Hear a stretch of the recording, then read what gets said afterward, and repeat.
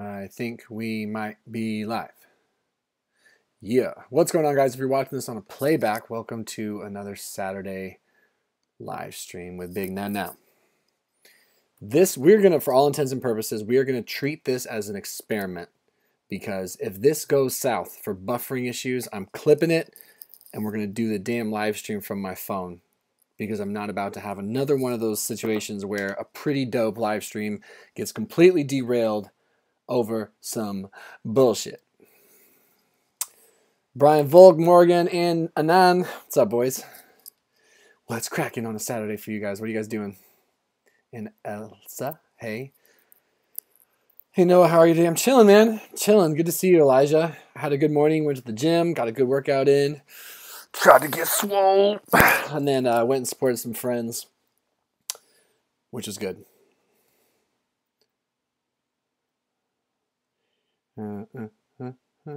Oh, that's a creepy cover photo to this live stream. Ugh. Anyway. Oh, Morgan. I'm sorry, Morgan. My bad. Hello, ladies and gentlemen. Gareth, nice guns. Thanks, dude. I'm trying. Not too bad for a CrossFitter. No, actually, not a good look. Shout out from Arkansas. Hey, that's dope. Thanks, Josh. Stop. What are you doing? There we go. Hello, pal. Howdy.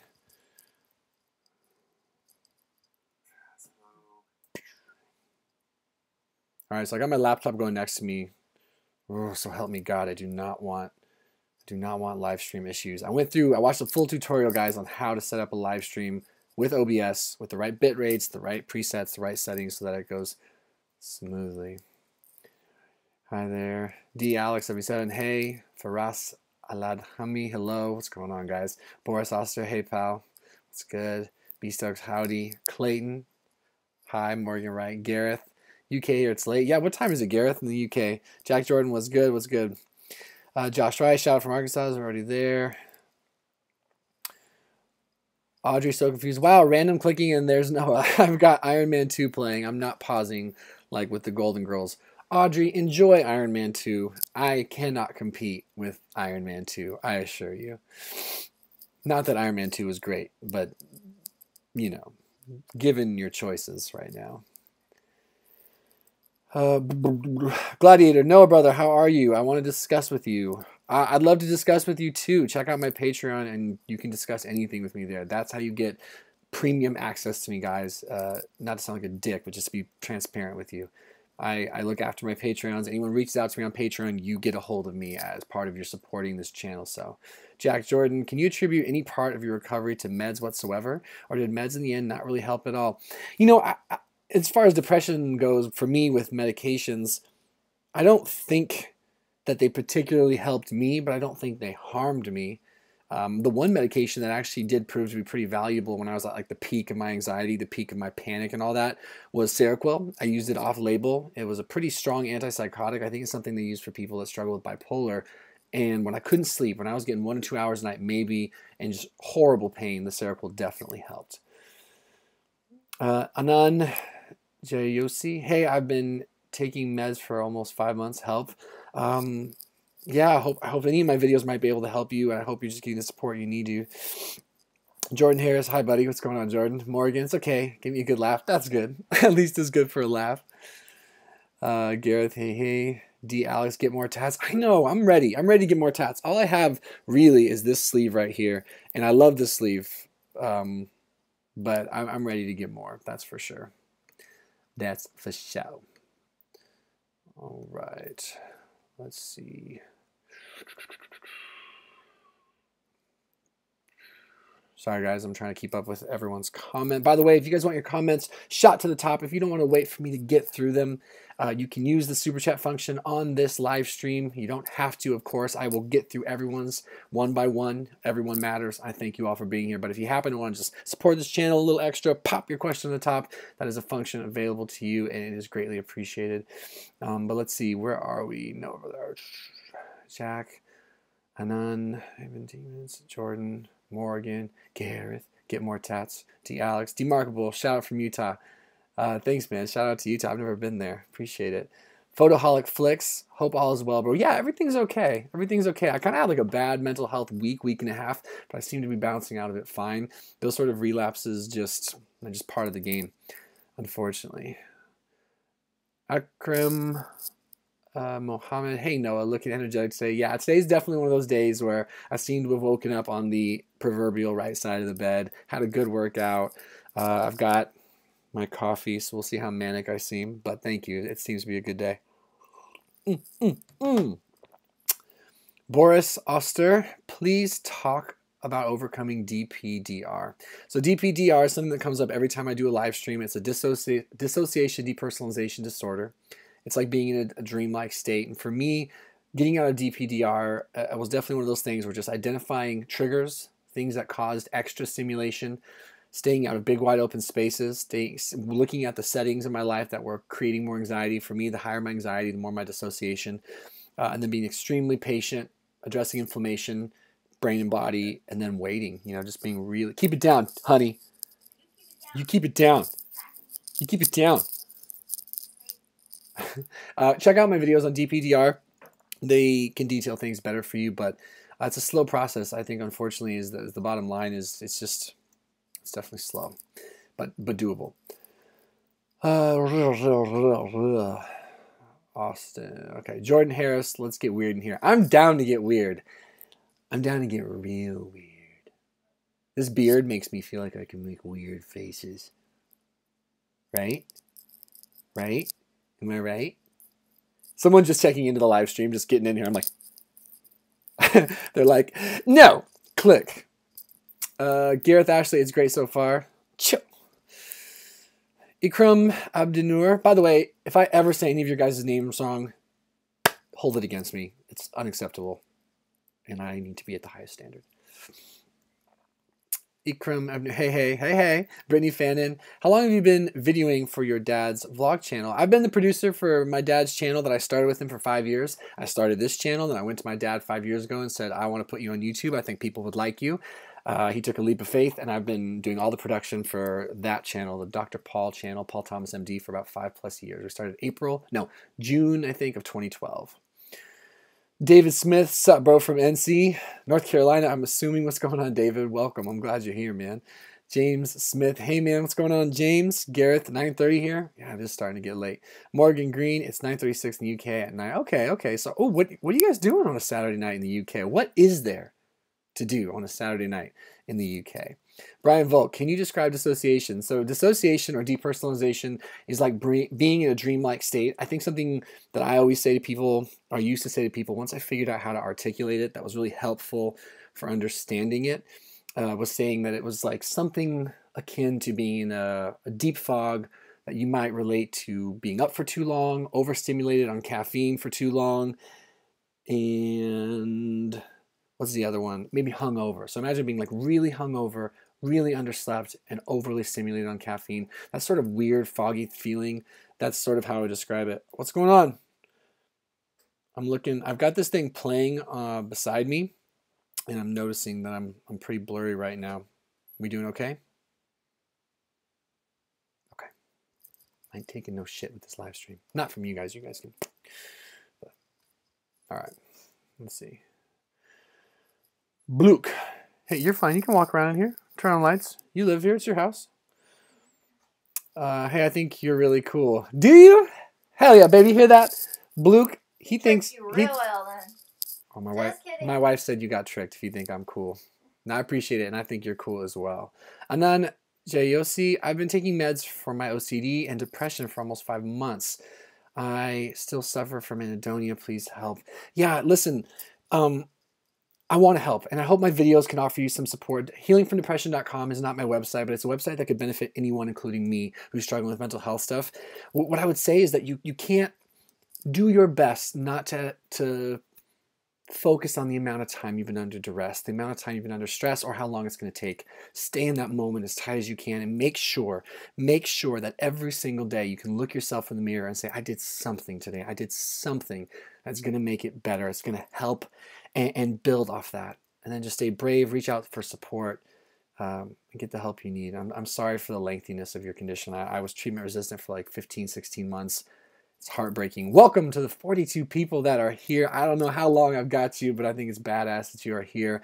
And I appreciate your guys' time. If you have questions for me and you're new to this whole live stream thing, I don't mean to belabor this, but you can leave a comment and I will get to it eventually, no matter what. That is my promise to you. Or you can use the super chat function and get your comment to the top and I will address it first. So let's keep going. Elsa S. I've been dealing with mild depression for about 2 years and I think I'm finally getting out. I've been feeling so much better lately. Elsa, that is so awesome. And I'm so glad you shared that with me.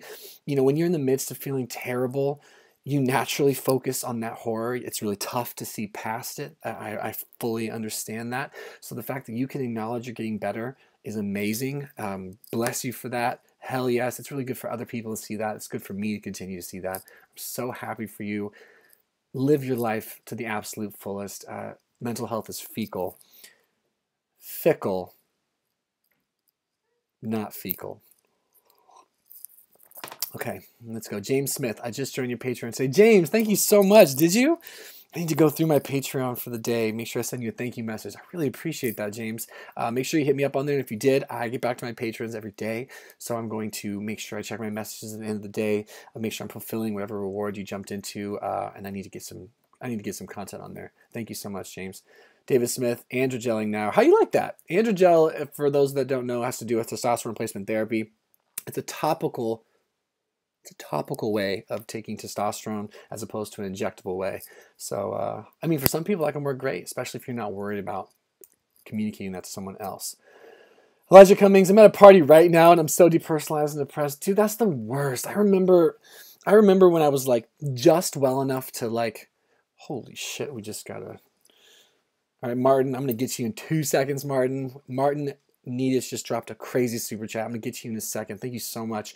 But Elijah, you're at a party right now, and something I remember being like so just depressing in a sense of like objectively speaking is being well enough to socialize, being well enough to be around other people, but to feel terrible while you're doing it. So you're in this perpetual state of faking it. Sometimes I still have to do that. And I think all of us to a point in life have to fake it, but it is still good that you're there. It is still good that you are forcing yourself to be social. It's what you need, maybe more than you want. I promise it gets better, dude. And I'm so sorry. That shit's the worst. Let's check out this really big super chat from Martin Needed. It says, hi, Noah. Pay May super chat forward to someone that needs it. Love all you do, brother. Jeez Louise. So Martin literally just pledged $20 or donated $20 to the channel for this super chat. Didn't even leave me a question. He wants me to pay it forward to someone else, someone that needs it. So that is what we're going to do. I'm going to formulate how I can make good on that because it's a worthy cause. So yeah, I think the way I can make good on that is I'm going to choose a couple random brand new comments over the next little bit here, as well as following down the list. And thank you, Martin, for your support. That's beautiful. Thank you so much. It's crazy. Okay, so I think to honor Martin, I'm going to scroll down and we're just going to grab the most recent one that comes through. Boris says, Boris Oster, I suffer, so this is on behalf of Martin. Boris, we're going to jump you to the front. I suffer from depression, anxiety, and DPDR for 3 years. Oh, dude, it's crippling. Is it common in this state to have thoughts that you might have schizophrenia? Well, listen, and you know, I think it's common in the state for you to want to know what's going on, for you to want to feel like you have resolution, for you to want change. So yeah, I mean, I don't think it's a bad thing that you're exploring this now. If you think you're hearing voices, I think it's very, very important that you go and address that and you have a psychiatrist or someone clinical help you diagnose that if you think that is the case. But I can tell you from my personal experience, when I was like trapped in misery for a really, really long time, that I constantly felt like, what's going on? Like, why aren't I getting better? What else does there need to be? And for me, that inquisitive nature, it led me to find out that I didn't have enough testosterone in my body. I had almost none. And then I found out that other hormones weren't working, that my hypothalamus wasn't communicating to my pituitary properly. The point is, you have to be your advocate. All of us, listen, all of us need to be champions, absolute champions of our own mental health. No one's going to save us. We just have to have people in our life, hopefully, that can support us. And if you don't have that, you go find that fucking support, and then you be a champion for yourself, and you make sure that you never stop fighting for what might get you out of the darkness. I'm so sorry for your suffering, Boris. Let's do one more on behalf of that really huge super chat, that $20 super chat. That was just so generous from Martin. So Martin wanted me to donate his super chat to a couple other people. So we're going to pick one more random person to be jumped to the very front, and then we'll go back to everyone else in line, okay? Let's do Paul B. And Paul B says, how do you get out of that weird, anxious, disconnected mood? Gosh, so I had like a bit of a relapse in my mood, in my anxiety this last week. I had a YouTube conference I went down to Venice Beach for. I don't know if it was the travel or if there's anticipation or if it was just the fluke. You know, sometimes we regress. Sometimes we take a few steps forward, a few steps back, and that shit sucks. And it doesn't always have to be a rhyme or reason. I think what I try to do to get out of it is to make sure that I don't use it as a modality to withdraw into old behaviors. So withdraw into isolation, withdraw into dangerous thinking, dangerous behaviors. I think for me, it's like, okay, I feel bad. I feel blah. I feel foggy. I feel stressed. I feel like I'm just kind of burning a little inside. I'm just not doing well. I better make sure I still follow my morning routine. I better make sure I call my mom or I call a friend. I need to make sure that I hold on to my gym obligations, even if I have to just work my way through it slowly. I need to basically just continue to nurture and take care of myself and avoid that self-destructive thing that can come when we're like, oh, fuck, I need relief right now. Okay, so we're going to get back to, we're going to get back in line with everyone that's been leaving me comments. We got 49 people here. That is so fucking cool. I'm so happy you guys are here, and we're going to get back to the order that the comments were coming in. We'll continue to work our way through, okay? So let me double check. I got a message here that I got to review.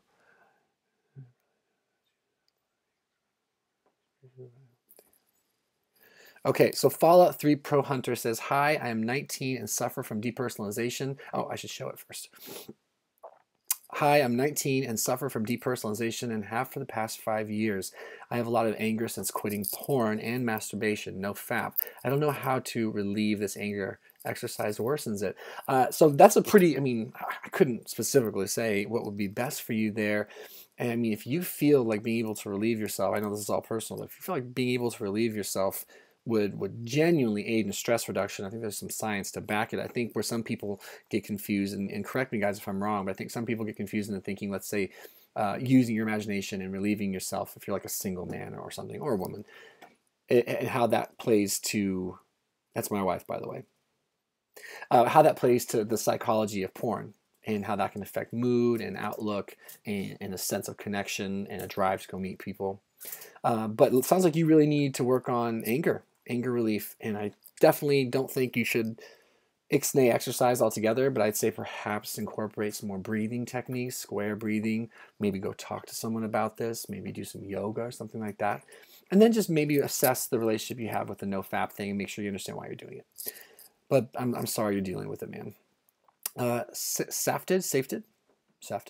Sup, recovering from DPDR like 3 months ago, and a tip I can give to all of you, which I only use, is distract yourself from thinking about it. Just go out and have fun. So I think Salted is bringing up a great point, that it's really important that we continue our lives the best we can. We might feel uncomfortable, we might feel stressed, we might not want to, it might hurt, but to continue your lives. And remember, distraction is positive. Healthy distraction is far more positive. And accepting that you can't control your feelings, you can't control those thoughts, they are going to be what they are. It's very empowering. So remember that since you have no control, you can wash yourself of it. It's got nothing to do with you. Onward. And of course, onward in a path and rituals and lifestyles that are going to promote the feeling we're going for ultimately. I like that. Lorenzo Roque. Are you currently taking antidepressants and TRT? Sorry if someone has already asked this. No, Lorenzo, I am not taking any antidepressants at this time. I take a T4, which is the thyroid supplementation prescribed by my doctor, and I take my TRT at 120 milligrams every single week based on my blood work, side effects, symptom relief, and the recommendations of my doctor. 53 people. That's so sick. You know what I imagine, guys, when like I see 53 people are watching? I imagine that there's just 53 of us just huddled up, just chatting about shit. It just pumps me up so much. Can't explain it. So it's a weird thing that had I not gotten into YouTube, I don't think I'd understand. But like, I understand that I'm here alone, but I don't feel alone. Like, I understand the power. I like to say understand. I'm just going to say understand a lot. Honey, you understand? She understands because she understood. 55. Look at me geeking out. Get to the questions, asshole. All right. Anan Jayosi. Thank you for saying my name right from the first try. Anan Jayosi. I hope I'm still saying it right. Awkward Amador. Hey, I love you, dude. I love you too, bro. Thank you so much. I received that. TH_beats ZZ. Hey, Noah. Thank you for making the depersonalization video. You helped me a lot just by the video and through knowing I'm not alone. By the way, my name is also Noah. What? That's sick. Well, Noah, from another Noah, we have a tremendous responsibility to uphold the Noah name, to take it to new heights, and to act like a spaz on a live stream. I like meeting other Noahs. I geek on that too. Okay. 20 minutes in, 57 strong, 60 now. Woo! So if you're new, get involved. Don't just watch. Drop a question. Even drop it if you feel like it's taking a while to get there. Come back, peek it, and you know, I just think it's really important that you guys get involved if you can. You're part of this. We're together. This isn't just me. It's us. All right. Gladiator. I am suffering from low T. Should I start TRT? Only enanthate is available in my country. I am from USA. Maybe you're saying I'm not from USA. Listen, depending on your blood work, depending on what your doctor says, depending on other factors you might be able to control, then yeah, TRT is a reasonable thing to consider for anyone, in my opinion, because oh Lord, especially if you don't, if you feel like you can identify why, like if you have primary, secondary, or tertiary testosterone issues, and you're like, I know exactly why, there's nothing I can do, then supplementation is certainly an option. It has been a massively powerful thing for me. Anan Jayusi, I've been taking meds for my OCD and depression for almost 5 months, and I still suffer from anhedonia. Please help. I think that's one that I answered. Morgan Green, you've really helped me. Thanks. And I'm finally here for a live stream. I always miss it due to the UK-US time difference. You really helped me too. I promise. I assure you. Thank you for being here. I know that it's kind of annoying, you guys, that I do these live streams and I don't warn you guys about them. It's because I feel like I'm so ridiculous with my schedule and I make my own schedule that, okay, wow, I just talk myself into a hole. If I make my own schedule, why couldn't I schedule out my own live stream? I guess I don't like to pigeonhole myself. I like to sort of leave my options open.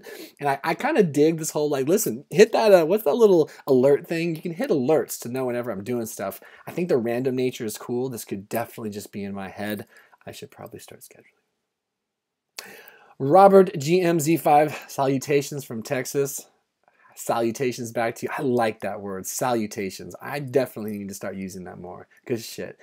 Gareth Ashley, been watching your videos years now, inspiring. That's so powerful. That's so cool. Thank you for sharing that, Gareth. You humble me, dude. I don't know what to say. Lonnie, hey, would you say your TRT injections make you feel better consistently, or do you feel unbalanced at times for days? That's my experience with pellets. I can feel unbalanced at times for days. What I think TRT did for me, getting my hormones regulated, I feel like it just raised the floor. It raised the floor from which I used to constantly crash through. So I feel like I was just far less. Oh, you look really pretty. You heading out of here? Yeah, bye. Kiss. That's my wife. But yeah, I just feel like TRT raised that floor from which I might crash under. So I just made it so my ebbs and flows were less often, but I still have hard days. I can still have uneven, stretches. When are you gonna be back? What are you doing? You gonna live your life? Shoot me a text. Let me know what you're doing. Okay. Love you. All right. That makes sense. For anyone else who might be wondering, not that I have any idea if you are or not, but taking testosterone, which I do, I inject 120 milligrams therapeutic doses once a week. It's not like taking adrenaline or like snorting coke or doing something where it's just going to instantly hit you and freak out. It's one of those things that it's going to get there over time. Okay, I'd be remiss to not mention, forgive me to those that are still here, and you don't want me to keep repeating this, but we're 25 minutes in. We got 50 plus watching. It's amazing. I have a lot of comments to get to, and I will. Feel free to use that super chat function. Even the $1 super chat will get your comment to the very top. It helps support the channel, and it'll give me the opportunity to highlight you so I know where you are, and I will get to your question next. Otherwise, please leave it. I'm going to stop blabbing. I'll get to it as fast as I can. I appreciate all of you. Gareth, Ashley, yep. David Smith, the fingers. Yeah. Ikram Abdunur, you said it right. Yeah! Yeah! Web Piper, hey, I just joined you on Patreon today. That's amazing. I love your vids. I've been experiencing DP for 3 months, slowly recovering. I'm so happy that you're slowly recovering. I will look for you on Patreon. Please write me. I want to share. I want to talk with you. I want to get to know you. Hit me up on Patreon. Leave that message. Every Patreon message does not get missed because you guys are the lifeblood of this, you know, not advertiser-friendly current state of YouTube that I'm in, that a lot of other YouTubers are in. So most of my videos get flagged for not being advertiser-friendly, and my patrons, along with anyone else who's here, by the way, there's no hierarchy for importance other than just the fact that it's a relevant issue, that you're making this possible. Thank you. I'll look for your message, okay? Twisted Hippie, did you ever have low B12? No, my B12 has always been decent, but I think that's because my dad has always stressed that I'd be taking a methyl B12 and a B complex, you know, so that's just something that was a part of my life for a long time. Dave Laplume, hello, Noah. What's going on, Dave? I'm so glad you're here. Define, thumbs up for the beer, bro. Right, you guys, I don't know what's happening, but I kind of got myself a little something going on here. I'm trying to decide how long I'm going to let it go. It is not easy to kiss my wife with this beard. But yeah, I'm definitely liking it. I think it's because I'm compensating because I can't grow a full head of hair here anymore. So like the beard just sort of makes me feel like a man. Brian Volk, dude, I remember your first video. How did you go from that to you now? You're practically bouncing around. Yeah, I mean, my first video, guys, I was dangerously depressed, all jokes aside. Dangerously depressed, and I had no idea if I'd ever not be depressed or if I'd even be alive in a week. To now, here we are in 2017, September of 2017. I had my big breakdown in May of 2011, so we're a long time removed, thank God. And yeah, I have the opportunity most of the time to be in a really good mental space. I fought tooth and nail for it. It's a trip to see, especially if you look back at my old stuff. I think it's an important thing for me to show you guys. I feel like that's one of the things that like live streams enable, is the fact that I'm usually a big dork. I really am. And oops, sorry guys. I'm usually a big dork and I make a lot of jokes, and I tend to be the person acting goofy and silly amongst my circle of friends. And I always thought it was very ironic that I started a YouTube channel where, by and large, I'm very serious because something scary happened, and I responded as such. But live streams are a really good chance for you guys to see what most people see all the time. My wife, namely. Welcome to the live stream, anyone that's new. You do weird shit when you're on a live stream. Web Piper, by the way, I'm James Smith. But I just changed it to my real name. Gotcha. What's going on? Rodline, what is your biggest YouTube regret? Wow. Shit, that is a question. What's my biggest YouTube regret? I feel like I try not to live with regrets, but if I want to be really critical of myself, I'd say my biggest YouTube regret would be, and it's something I still have to focus on, is not respecting the power of this platform. I think I went through stretches where I tried really hard and I kind of got a little burned out. I went through stretches where I pooped out. I think some of it had to do with not being able to be honest with myself, and the other part just had to do with being lazy. So if I had to nitpick myself, my biggest regret is that this beautiful community we have isn't even bigger due to my not taking it more serious. But otherwise, I'm so happy to be here. I'm so happy that any of you that are a part of this channel are still here. So no regrets ever forward. You know, I'm just focused on today. I'm really grateful that that I'm now taking it more serious again.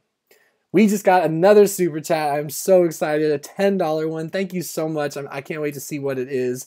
And it's from Anthony Roberts. Anthony says, wish to thank you after being on many medications for depression that really didn't work. Your videos encouraged me to get TRT after 3 months. My depression is gone. Thank you, man. Wow. Anthony, that is so cool. Thank you for sharing that with me. I'm touched to know that, and I mean that. You didn't really even ask me a question. Not that you have to. I certainly don't have all the answers, but that is so cool that you are feeling better. You're worthy of feeling better. Everybody who's hurting is worthy of feeling better. And I'm just so glad that you are. I'm so glad that you are. It must have been a really rough stretch. And I did the same thing, as you probably know. Uh-oh. Okay, I saw that we had a buffering thing. I apologize, guys. I did the same thing that you probably know, Anthony, and that is that, you know, I tried a lot of traditional pharmaceuticals before discovering I had low T, and that was a tough transition. I think a lot of us can relate to like the shitty feeling that we don't know when we're going to get better. We don't know what's working, what's not working. We're just like, we feel like we're just being experimented on trying to get better, and it's rough. So I'm so glad you're doing better, Anthony.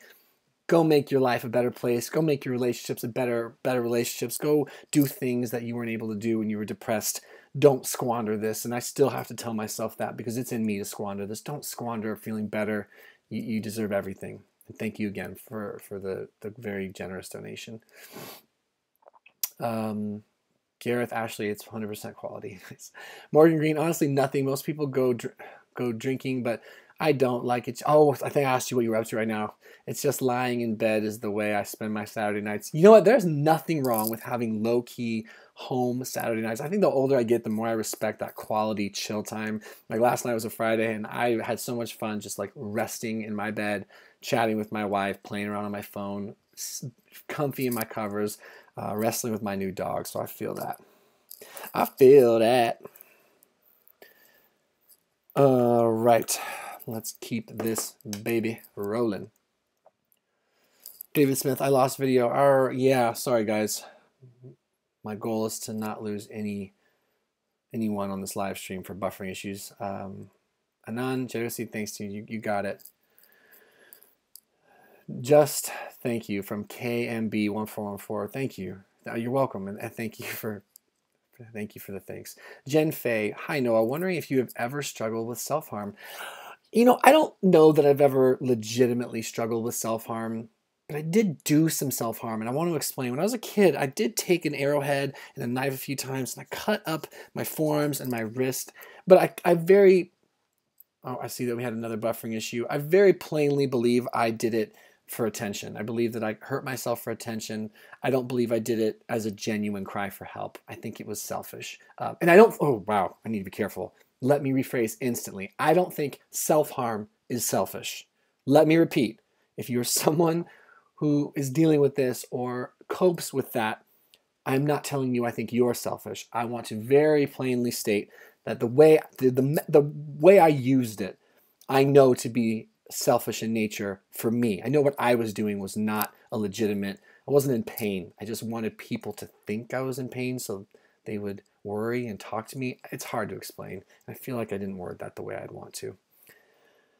Firas Aladhami, the real heroes whom faces his own issues and addresses them. Thanks, bro. Yeah, I mean, anyone that's a champion for their own mental health, their own wellness, anyone that takes what's going on with them as an opportunity to get better, anyone who takes responsibility for what they're going through. Absolutely. Gareth Ashley, fecal as he drinks his nutty coffee.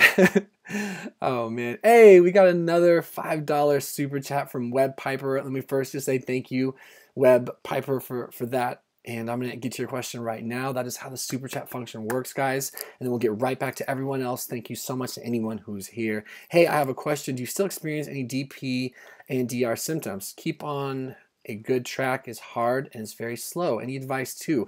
So yeah, I think the traditional grueling DPDR, I don't know that I've ever touched that once it left me. That took a couple, 2-3 years to leave. That shit was scary. But I do have lapses in mental clarity and vitality and the inabilities to focus, huge episodes of brain fog. And I think one thing that's important to me is to address triggers and inflammation. So I'm now looking more and more, I'm in the space of investigating, researching, and just learning about how food and diet can really impact inflammation in the gut, and then learning about the gut-brain barrier. Or connection rather. So what I might suggest you do is check out the Model Health Show. There's this, and everyone should do this in my opinion. Sean Stevenson runs the Model Health Show, and he's incredible. He's a wealth of information. He brings on experts all over the world, and he interviews them on their given topic of expertise. And I just heard this awesome thing called wheat belly, and I've long since been intrigued at the concept that if we can reduce inflammation in the body and thus in the brain, it is going to drastically help us better understand the origin of what we're dealing with. Sometimes we have side effects and symptoms for a lot of things that end up manifesting in, like, let's say depression, anxiety, low energy or whatever. And then we find out that it wasn't necessarily something that ever needed to be addressed pharmaceutically. It just needed to be addressed in habitually in diet or in lifestyle or in triggers, those sort of things. So that would be my suggestion to you, Webb. Thank you again for that super chat. And wow, it looks like we have another super chat from Sarah P. Sarah just donated $20 to the channel. Sarah, thank you. That is incredibly gracious of you. And she says, sorry, Sarah says 741-741. If you are depressed, suicidal, or have any crisis, please text this line if you're in the USA. I am a crisis counselor with Crisis Text Line. Noah, you were one of my heroes. I am a CC with CTL. CC with CTL, a certified counselor, I'm assuming so. Sarah, that's beautiful. And you really didn't have to pay to have that on there. You could have just posted that, and I promise I would have read it. But yeah, let everyone should take note of the services that are available for feeling acutely suicidal and really depressed. They're incredible things. A lot of people, what I think was powerful about what Sarah just wrote here is that a lot of people aren't interested or don't necessarily have the forthright energy, let's say, to speak to a stranger. I think that can be a little bit anxiety provoking for some. It can be a little overwhelming, nerve wracking. But most people are comfortable communicating in text. So Sarah just wrote that again, and I'm going to say it again, 741-741. If you're depressed, suicidal, or have a crisis, please text this line. That is a less intense, less invasive, let's just say more private, anonymous way of getting support.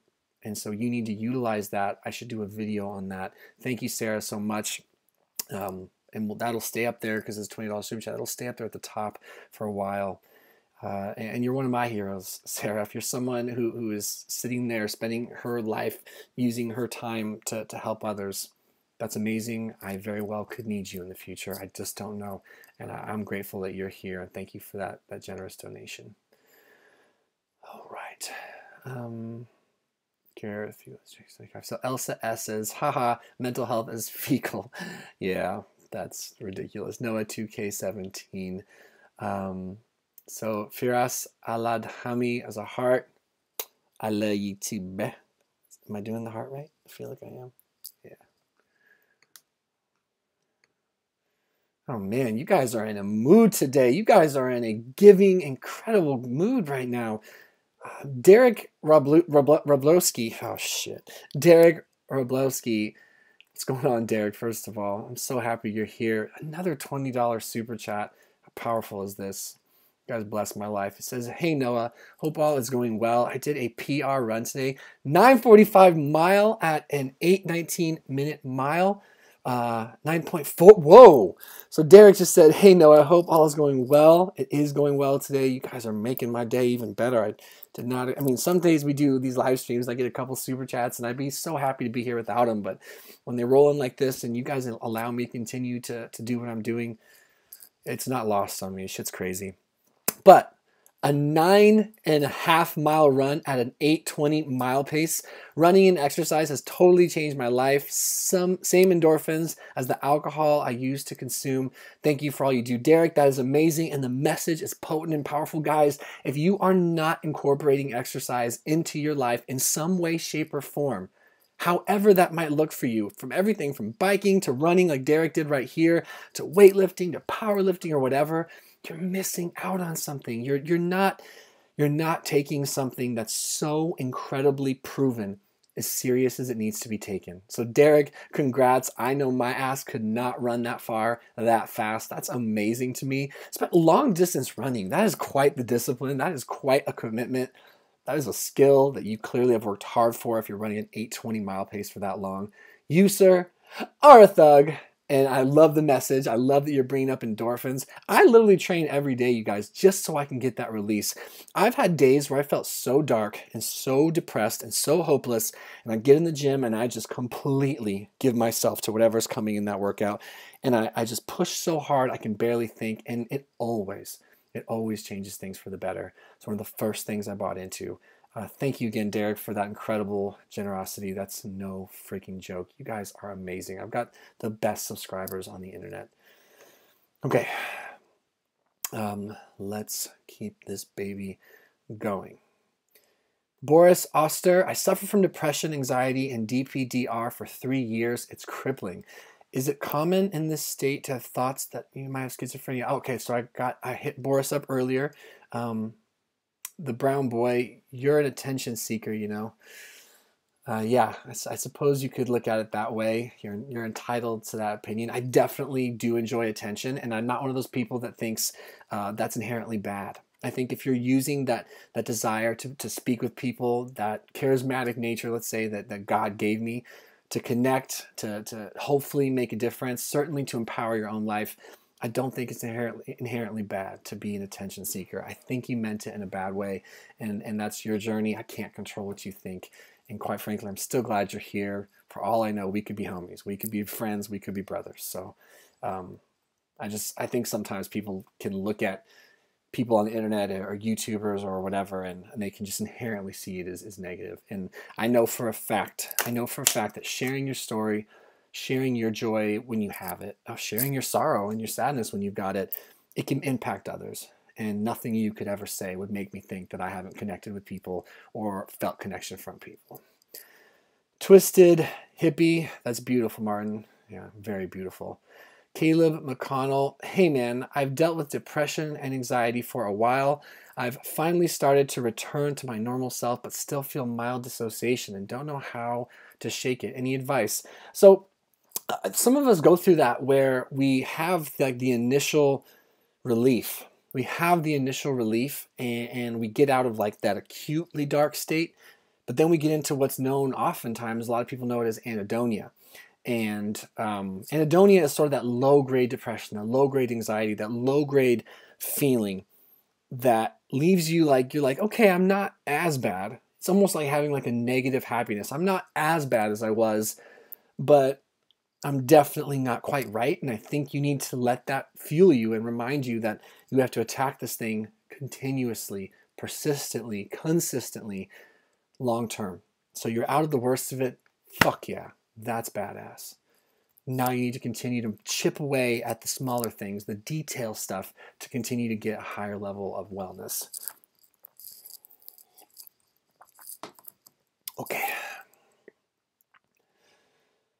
Gareth Ashley, do you ever feel you've reached a plateau in your testosterone treatment where you need a dose increase? And if so, what are the doctor's reactions and advice? So what's strange about like the testosterone thing is I think I put a lot of hopes and dreams on my TRT.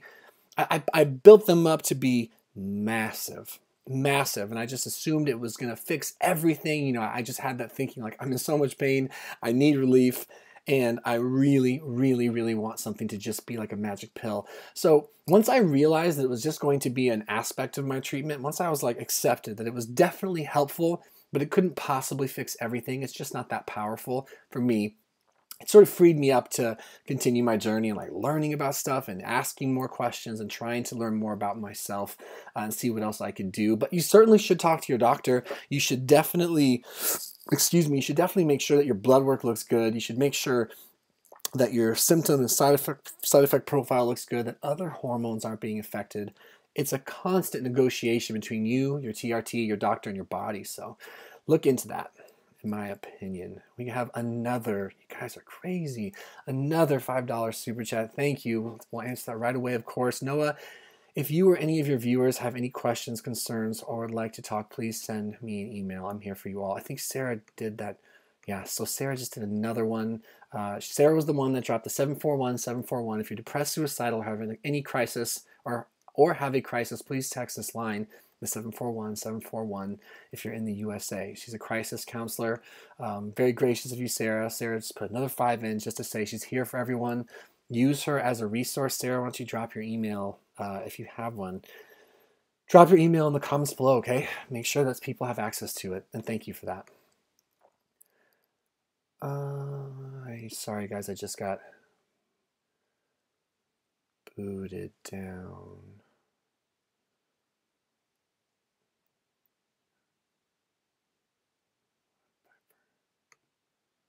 Sorry guys. My whole entire screen just moved me down. So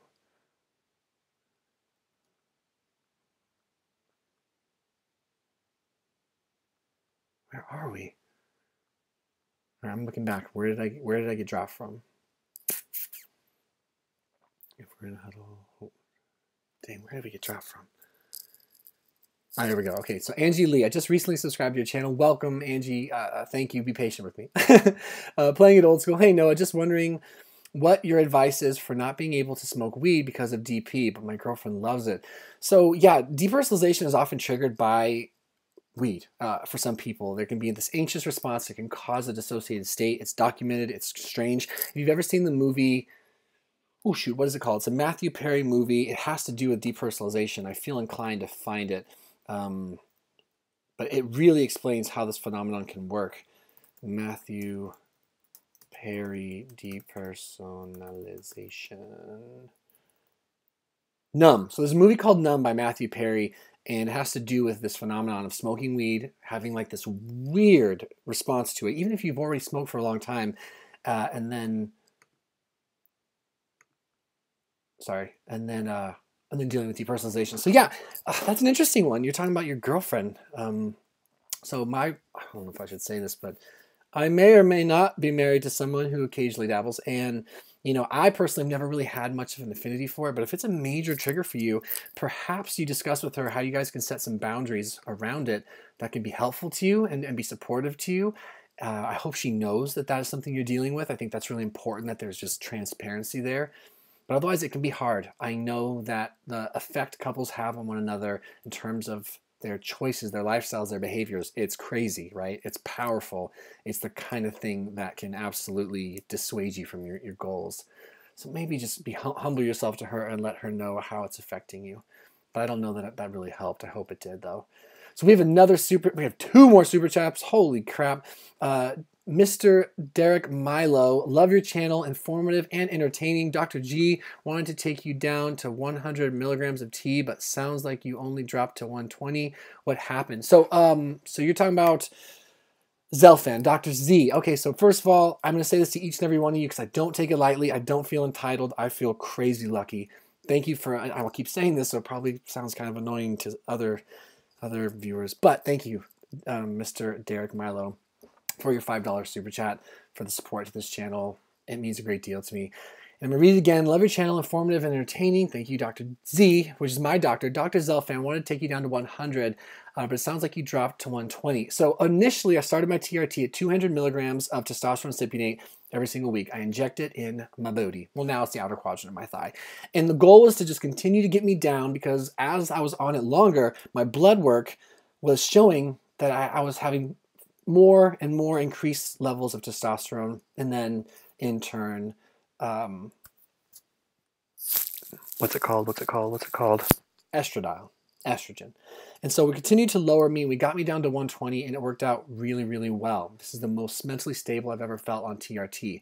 We were going to continue to go down, but that was based upon the idea that I was going to be starting HCG because I am infertile. Let me repeat that again.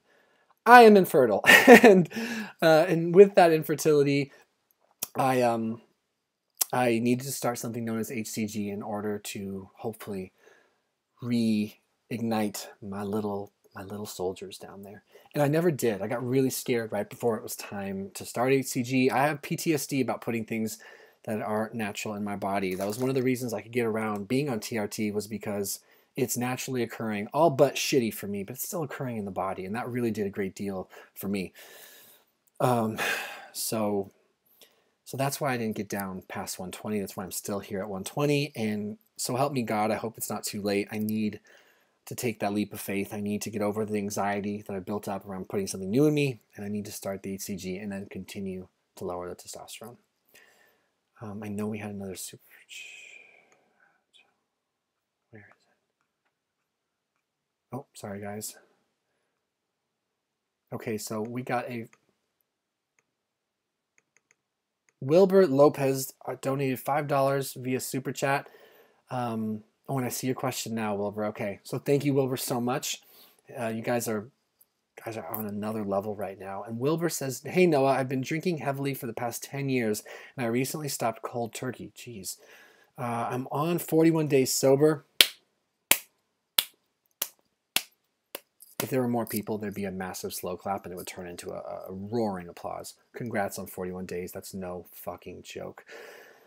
And he says, but I get small episodes of depression. Any thoughts or suggestions? Well, listen, the good news here, my friend, is that this is a simple cause and effect situation. Now, everyone's brain chemistry works different, but one is safe to assume that if you have been drinking alcohol on any frequency with any regularity, especially at a higher clip, you have been demanding an exogenous release button for your dopamine in your brain. You have been sending a signal that kicks out feel-good hormones, feel-good neurotransmitters, rather, in your brain.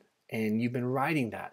And so what happens to a lot of people when they first get sober is they go through what's known as like a pink cloud, where they get sober. I experience this as well. They feel really empowered because you're finally doing something that is good, inherently good for you, especially if you're abusing alcohol. But then your brain kind of just realizes that you are not sending that signal anymore, not the same. And so it's going to take its time, and it's going to just slow down.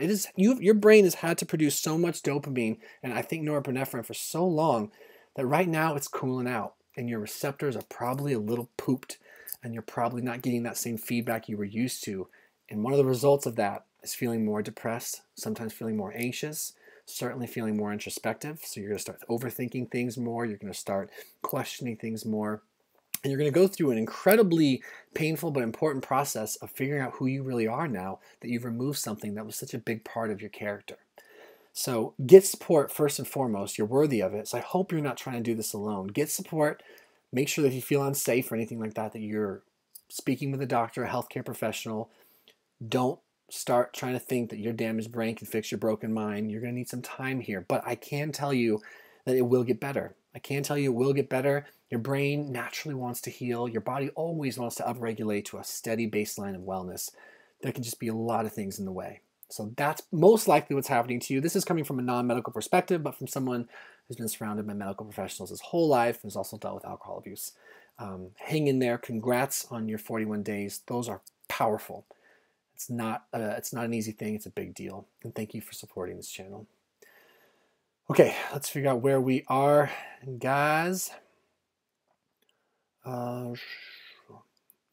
Okay, getting back to our scheduled group of people.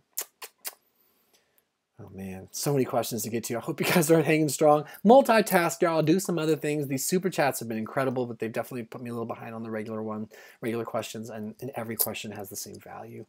Amen. Okay, here we go.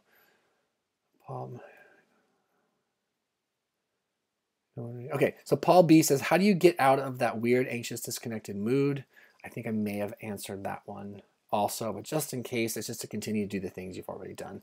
It's to continue to adhere to your structure, in my humble opinion. Maynard Gonzalez, hey bro, God bless bro. I keep feeling like I'm dying because of my anxiety. Should I just face my fear and say screw it and stop caring? I want to make sure that you're not saying stop caring like give up on life. No, do not do that. You're fighting for future you. But if you're not saying that and you're just saying like, I should just stop caring that I have anxiety, then to an extent, yes. To the extent that, you know, if this is something you're dealing with right now, and you know for a fact that you're controlling a lot of the things, if not ideally in a perfect world, all the things you can control, then yeah, there's a part of you that has to accept. It's like this victory by submission. It sounds counterintuitive. It kind of sounds fucking annoying, to be honest. Like, hey, key to feeling better from depression and anxiety is to just wave the white flag and say, I've got depression and anxiety. Oh, well. But you kind of have to a little bit. Now, where that gets confused, I think, for me and for a lot of people is that you can't just do that but not do anything about it. There's a difference between taking action and living in constant rumination. You can't outthink this thing. So you can put in place structured behavior and proven strategies and put a bunch of them in place and then just wait for the magic to happen. Don't give up 5 minutes before the miracle. You guys are amazing. There's so many of you. I fucking love you all. Da, da, da, da, da, da, da. Where are we? This coffee is good. Angie Lee. Or is it Lay? Angie Lay? Anyway, do you ever experience social anxiety? If you have, how do you overcome it? So yes, I sometimes do. It's not terribly common, but if I'm in a more dissociated feeling, if my brain fog is really high, or I'm just like feeling confused and thinking slow, which happens to me, I can experience social anxiety, and I can rise to my chest, and I can feel tightness in my chest, and then trepidation in general. And one of the things that really helps me is communicating that. So check this out. I had, this is kind of the same, I hope you can relate, but I had a meeting with someone. So I do some YouTube consulting on the side. Occasionally, someone will find out that I run a couple channels and that we're doing okay and they want to learn. And so I do some YouTube consulting. And I was meeting with this big wig doctor about starting a YouTube channel. She wanted to pick my brain. I was happy to share my intellectual property with her, of course, at a price. And I was having a bad day. My anxiety was bad. My brain, my level of confusion, and my vitality was bad. And I went in there and I thought for a split second I was going to have an anxiety attack. I kept like rubbing my eyes. I was like, oh man, I'm having a bad day. An unusually bad day. And she asked me how I was doing. And I literally was just like, I'm going to diffuse this whole thing right now. I'm going to just be super blunt. And I just straight up said, I'm having a really anxious day. I'm just struggling with some brain fog, some confusion, some anxiety. Thank you for asking, but I do believe I can still perform this consultation at a high clip, and I'll do a good job for you. But it's been a bad day. And when I said that, and I got over that fear of what is she going to think about the way I'm behaving, it just took so much power out of it. So when possible, communicating more freely, when possible, I'm not saying it's a universal rule, it can empower you to just settle into those feelings as opposed to try really hard to change it. Because what happens when we are anxious or we think we might panic and our brains go, don't panic, don't panic, don't think, don't freak out, don't freak out. We tend to freak out more. That sort of plays into this whole, like, you have to observe yourself. You can't take part in it. And that's so much easier said than done. So I apologize if that sounds woo-woo. It feels woo-woo to say, but it's a real thing. So that's one suggestion. So we just got another incredible super chat from Gary Smith. Is that 20 euros? I'm not even sure what currency this is, but I don't care. Thank you. Thank you so much. And let's get to it. So Gary says, every time I'm overwhelmed by my depression and anxiety to the point of despair, you give me so much guidance and hope. Thank you so much, Noah. Your ex? I'm not going to read too much into your ex thing. Maybe you just forgot to finish writing that word. But Gary, thank you. Thank you so much for saying that.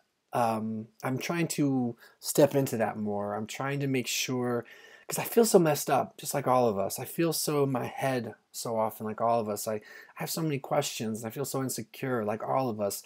And sometimes I don't feel like I'm worthy to try to help because I'm just like any one of you guys. I'm just another messed up person doing my best.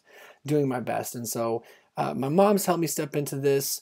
My family support, you guys have helped me step into this when appropriate, to just be a champion for trying to comfort others, be a champion for trying to support people, be a champion for myself. And I don't mean that in like some glorifying way. We all have to be champions in our life in different ways. Moms have to be champions for their kids.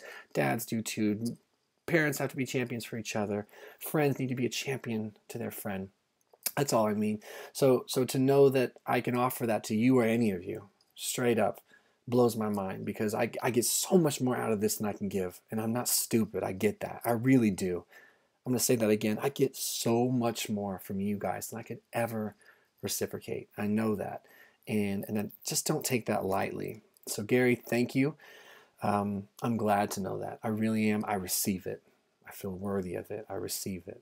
Thank you. And that's another thing, not that this has anything directly to do with this, but Gary, you just put up 20 big ones, so I'm trying to milk this for a moment because thank you for that. But guys, something popped in my head. When someone compliments you and it makes you feel bad, and it makes you feel unworthy, when it makes you feel you just don't deserve it, you really, really, really need to challenge that. You really need to challenge that and ask yourself why you don't feel worthy. And a way you can do that, the way I've done it in the past, and I continue to do it, is I use something called the 5-minute journal. I talk about this a lot. I really would love to figure out some sort of sponsorship with them. But I use my 5-minute journal, and a part of setting daily goals and writing gratitude every day is that I I get like a daily quote like that one. So I think today says, kiss slowly, laugh insanely, live truly, and forgive quickly. But I also get to write my affirmations. And that's important for me because I swear if I didn't know any better, I'd say I fucking hated myself sometimes. Like, why do I hate myself so much sometimes? You know, nothing would ever be good enough type of thing. So I write affirmations, and I encourage all of us should probably do this. And it feels a little silly depending on how you were raised or what you're used to. But I write things like, I'm beautiful, I'm worthy, I'm capable of good things, I believe in myself, I'm compassionate. Things that I often don't say to myself, or in fact seem to say the opposite to myself. I challenge that. That was the biggest tangent I've taken in a while, but I felt like it could be worthwhile. Thank you again, Gary. You're the fucking man. And I guess you're my ex as well. Angie Lay, do you ever experience social... I already said that. So B Stokes. So have you lost someone in your life while suffering from suicidal depression? No, I haven't, B Stokes. My sister, her husband, and MIL were killed by a drunk driver 2 weeks ago. Fuck. I'm just numb, not suicidal, and outside myself. That's heavy. And thank you for sharing that. I want to send you, first and foremost, just tons of support and love into the family members and anyone affected by that sort of thing. My uncle just passed a couple days ago. Beautiful man. But I just, you question says, have you ever experienced it while suffering from suicidal depression? So no, I have experienced it, but I've never experienced it when I was particularly vulnerable. And I'm trying to deal with the loss of Uncle Walt. I don't know that I have. In fact, I think I've been like ignoring the email threads about it. I said a prayer, and I talked to my mom, but I don't know that I've dealt with that. So I think I get nervous for how I might respond. And you feeling numb, I think is normal. I think you're probably going to go through the stages of grief. Your sister, your husband. I'm just so sorry. I can't fix it. Obviously, it's not my job to, but I hope you're getting support. I hope you're getting so much support. And this is one of those times where, like, I wonder if I believe in God because I just hope they're in a better place. But I think that's just something maybe I say to myself because I don't really know how to deal with it. I hate that death is such a thing. I'll be thinking about you, though. And, yeah, I'll be thinking about you.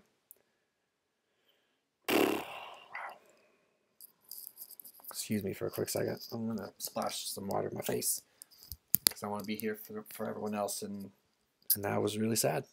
But I'm glad you could share it. Excuse me for a sec.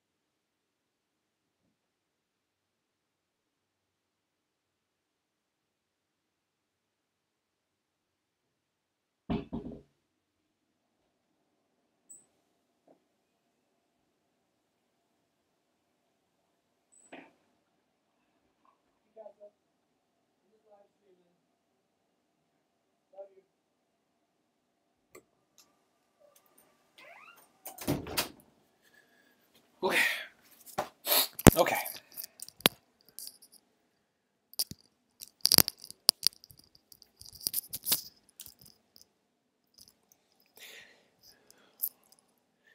Thank you, everybody, for waiting. I stepped out there for a second. Let's keep this baby going. I'm so happy you guys are all here. Okay. Power Stroke 6.7. Been on TRT now for close to 3 weeks. The improvement is starting and is amazing. You were a big factor. Thank you. Thank you for sharing that. And that's awesome. That's usually about the time that hopefully if you're struggling with low testosterone, doing something like TRT is going to start to help. 3-4 week marker, some guys 6, maybe 8. Hopefully the gifts keep coming. It got better and better the longer I was on it. I'm really happy for you. Boris Oster says, thanks, lad. Much love from Montenegro. You're welcome. That's so cool. Knowing that we can be just kicking it and there can be people from all over is badass. Ikram Abdinur, thanks, Paul, for asking that question. I'm going through something similar right now. I needed the reminder to stick to my routines. It's awesome. And yeah, I love that you guys communicate with each other. David Lee, 452 here. Okay, awesome. Derek Roblowski, hey Noah, didn't realize you were doing a live chat. God bless. Yeah, I think you. Yeah, I don't plan these because I'm a dick. KMB1414, I'm scared to get help. I have this. I can do it myself, and I don't want to bother anyone else, though. Yeah, I understand that attitude. I've tried to reach out to my mom, boyfriend, but I'm well enough to look good, but not enough to live like this. So you are dealing with, if I'm reading that right, you're dealing with this pride conundrum, this ego conundrum that a lot of us, including myself, deal with, where we don't want to burden anyone. We don't want to burden anyone. And I think to a point, wanting to read the situation right and make sure you're not needlessly burdening others or selfishly doing it, sure. But it takes a bit of selfish nature to get well. I had to look after myself first. I had to admit that I needed help. I had to be okay with not being strong. I had to be okay with being weak and vulnerable, with being scared. So if you can't admit that to those closest to you, and I know you said reach out to your mom, but if you can't keep reaching out for support, it's not likely to come. People have their own lives, and you have to trust. You just have to trust that someone will catch you. Someone. If I didn't reach out to support, I wouldn't be here. I just wouldn't. I wasn't strong enough, and that was just me. And if you think you are, that's your prerogative, but you're missing a piece of this. Getting well, getting vital, getting to your true equilibrium state, it's like a 5-part process. And one of those is reaching out for support. If you don't have an active support system, you're doing yourself a huge disservice. Tell yourself you're worthy. Tell yourself you're worth it. Empower yourself to try. Take that chance. And some people will not respond the way you want, but someone unexpected might. You wouldn't believe how much help I got from certain people that I had no idea would ever be there for me. So, Jen Fay, you often mention being self-destructive. Have you ever struggled with self-harm? Thank you so much for all you do. You're truly an inspiration. No, I've never really struggled. Thank you for the kind words, Jen. No, I've never really struggled with self-harm. I said it earlier. I don't expect you to have been here or still be here, but I definitely done some self-harm, but I did it for different reasons. And when I say self-destructive, I just mean like binge eating, binge drinking, compromising my sleep, stuff like that. Akram Mohammed, this is the first time I could keep up with the live stream. Usually it's either the shitty internet connection or the time shift. Shout out from Algeria. Well, I appreciate your honesty. I hope you guys, I know I'm behind on questions right now, but I sure hope that this live stream has been better than in one's past, because I definitely went through this research process to make sure I had things set up on my streaming service, not just YouTube, but on this other third-party service, to the optimal level so that we can interact together and not have trouble. I just got a super chat from Evan Parsons. Evan just says, cheers, bud. Thank you, Evan. You're a longtime supporter. Please feel free to not spend your money anymore on these live streams, even though it means a lot to me, and I'm not going to stop you, but I know you've done this multiple times before, and I'm so grateful, but you don't owe me a thing, neither do any of you. I guess I just want to throw that out there. But do it if you want. But thank you. And cheers to you too, bro. All right, let's see where we at. Where are we? I know I need to pick up the pace, you guys. We're here for an hour 9. I'm down to kick it. I love what's going on here. These are so cool. So Sorry, let me get right back to where I was. I lost it for a second there because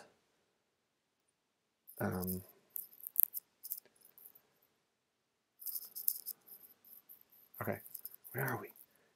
Okay, here we go. So Elsa asks, LOL, 50 of us in one room sounds very claustrophobic. Well, it could be a big room. There's 51 of us right now, 52. Welcome to the new person. Let's weird you out. Ah! That person's just like, welcome. I'm sorry. I'm just weird. Bonzo Banzai. If we're in a huddle, hope no one farts. Yeah, well, I hope someone does. I think farting is like God's guarantee that you're going to laugh. You know, it's like it's how all of us can joke with each other. In fact, if I didn't know any better, I'd say I like go out of my way usually to literally just try and fart. I try to fart because it just diffuses social tension and or makes someone uncomfortable. Both a win. Both a win. All right, come on, Noah, pick up the pace. Angie Lay. Okay, so you got Angie's communicating with someone else, which is great. Guns and Loaded, how has the HCG been going? I've said this before, I'll say it again. I don't expect everyone to keep up with this stuff at all, but I'm not on HCG. HCG was supposed to help me with my fertility. I decided I couldn't get my head around it. I was too scared, and we're still trying to get there. Ty Adams, my depression and anxiety has hit an all-time high.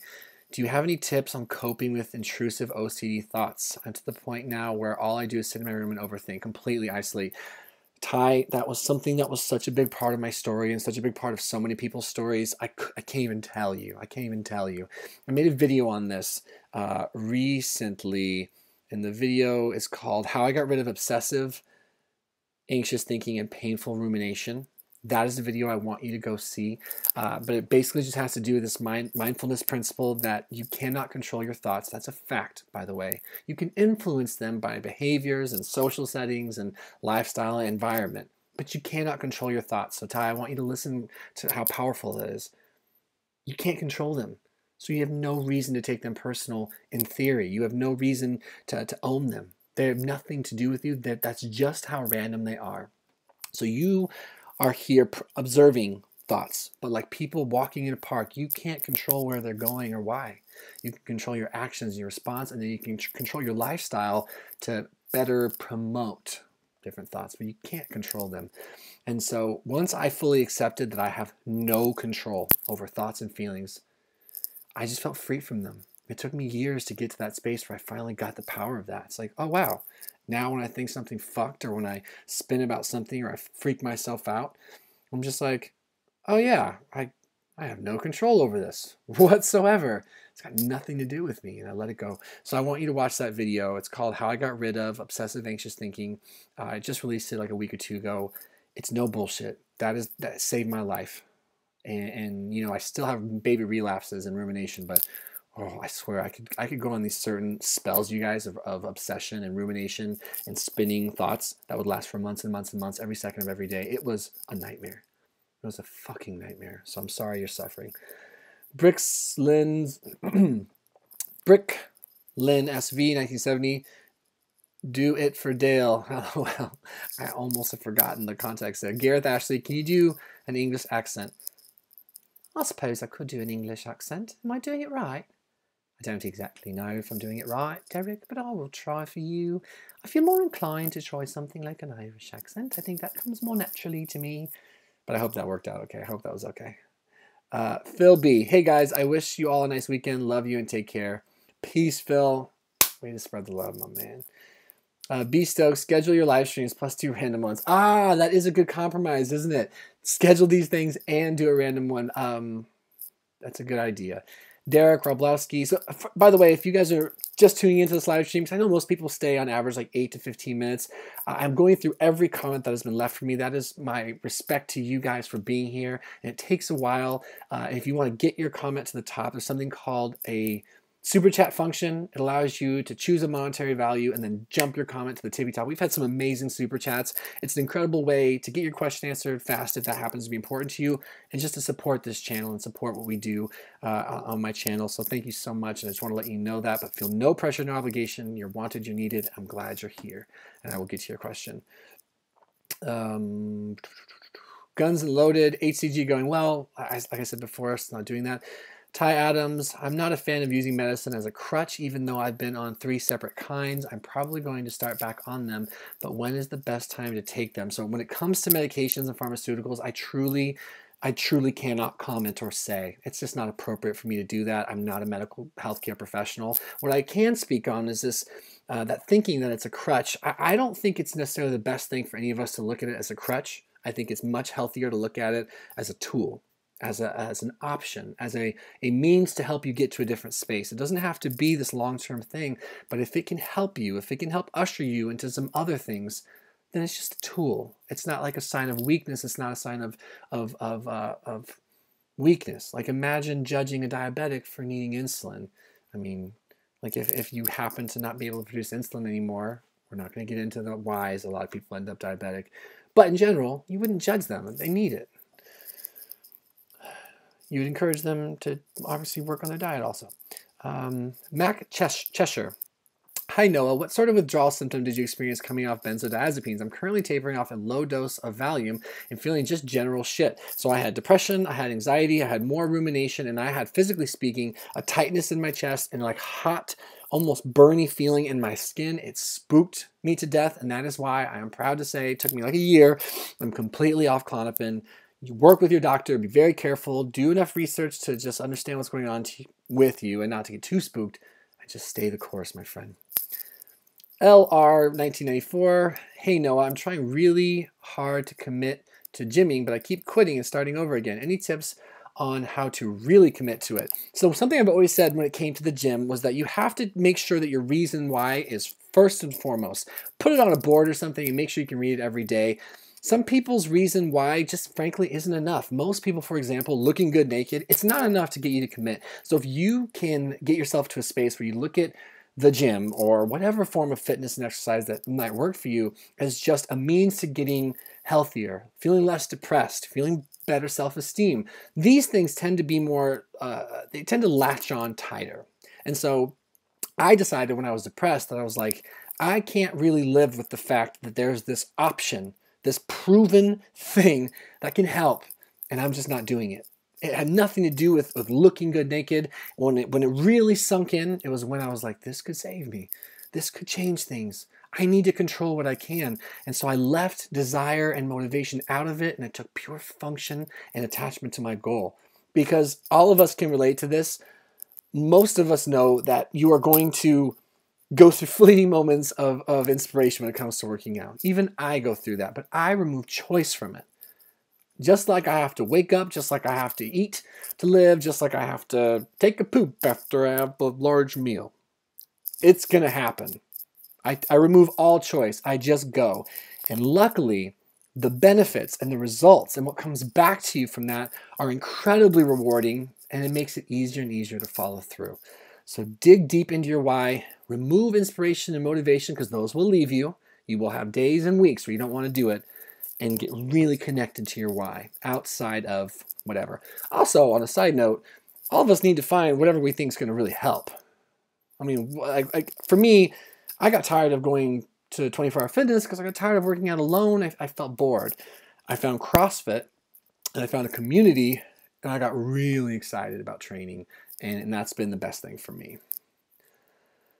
Oh, look, let's see. Alex Vera, hello. I was in the last live stream. That's badass. You are one of the people that helped me to get through my mental illness with just telling your own experience. Thank you, and greetings from Venezuela. Alguien que vive en Venezuela. Que bueno, muchas gracias por los agradezcos. Me hace sentir buenísimo. Y ojalá que tengas un buenísimo día también. Nos vemos el próximo vez, ¿ok?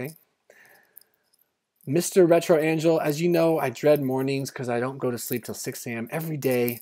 I do get 8 hours of sleep, but as we know, to enjoy your day, we must start early. My question is, how did you overcome mornings? Mornings were a tricky thing for me for a long, long, long time. I think turning my mornings into extraordinarily ritualistic experiences helped. Setting certain boundaries with myself for my sleep schedule helped. And just recognizing how little I can accomplish in my head when I'm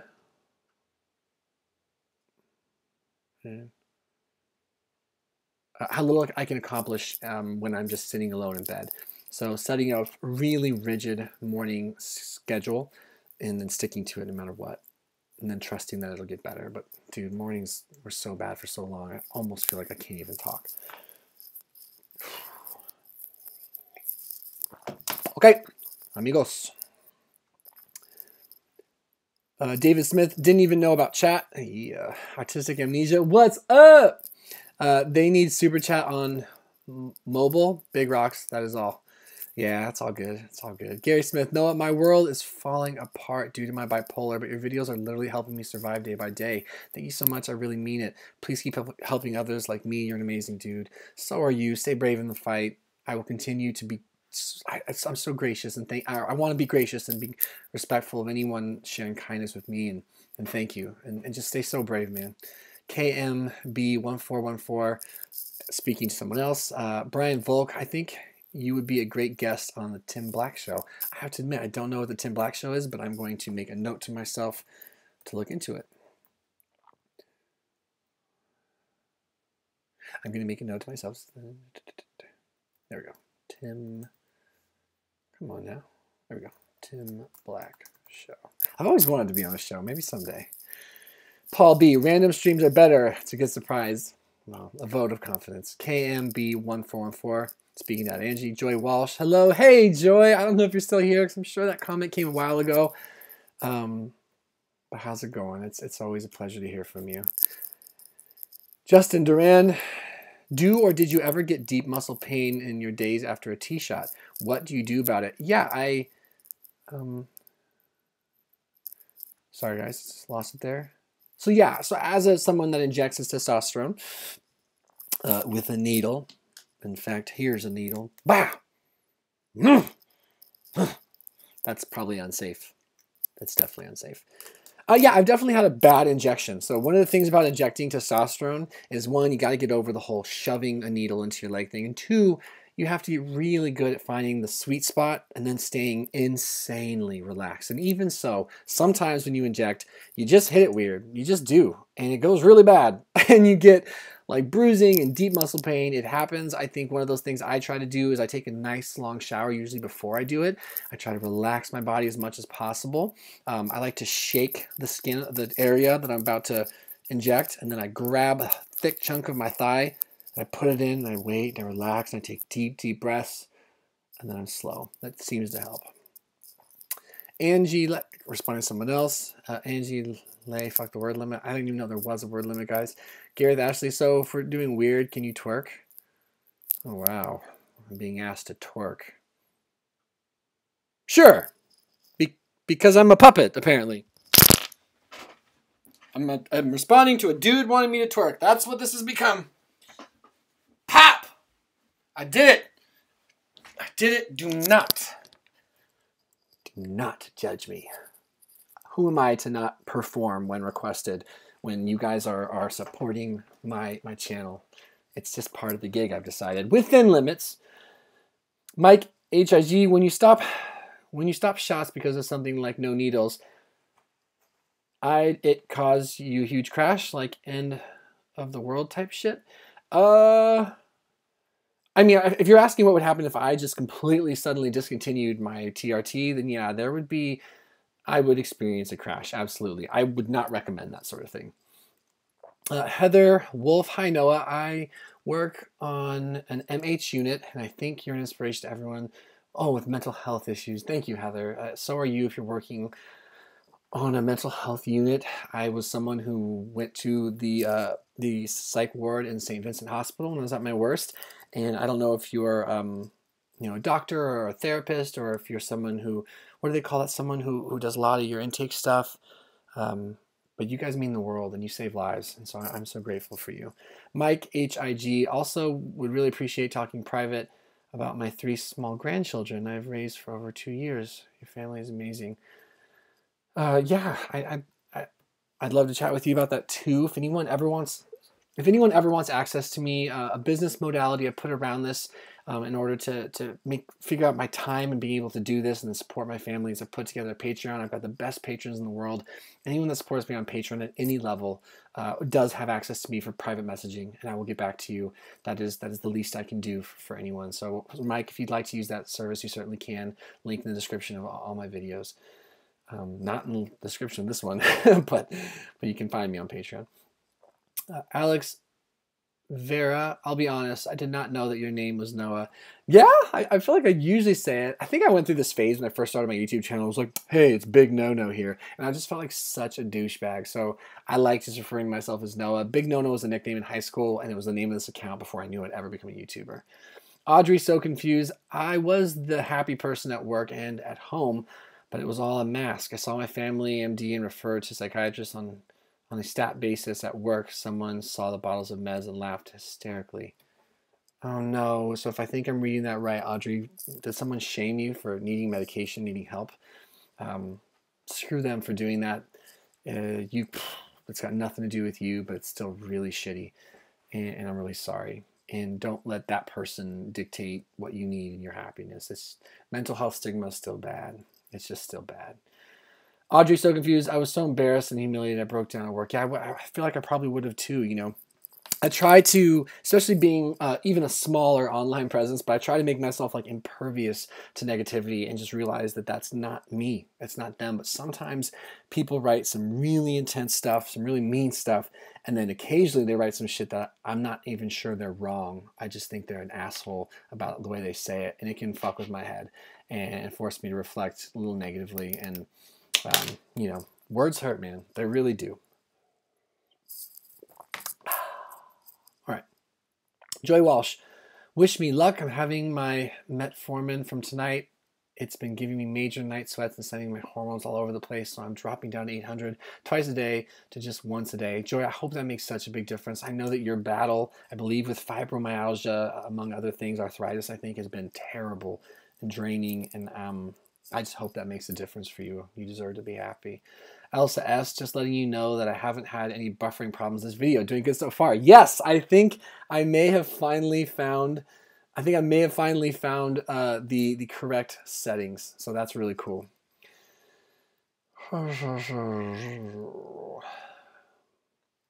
Catherine Hamarillo. I was wondering how to get people to stop asking if I need to talk to someone, even though I don't, because I talk to someone twice a week. And I keep telling them that and telling them that I don't, but they keep pushing it.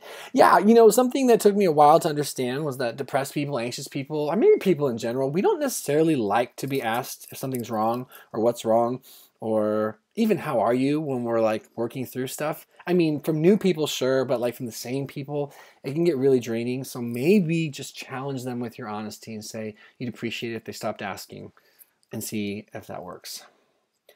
Brixlin, 1970, I respect a brother that puts himself out there to help his fellow human beings. Big props, bro. You're a cool cat. I appreciate that, dude. Thank you so much.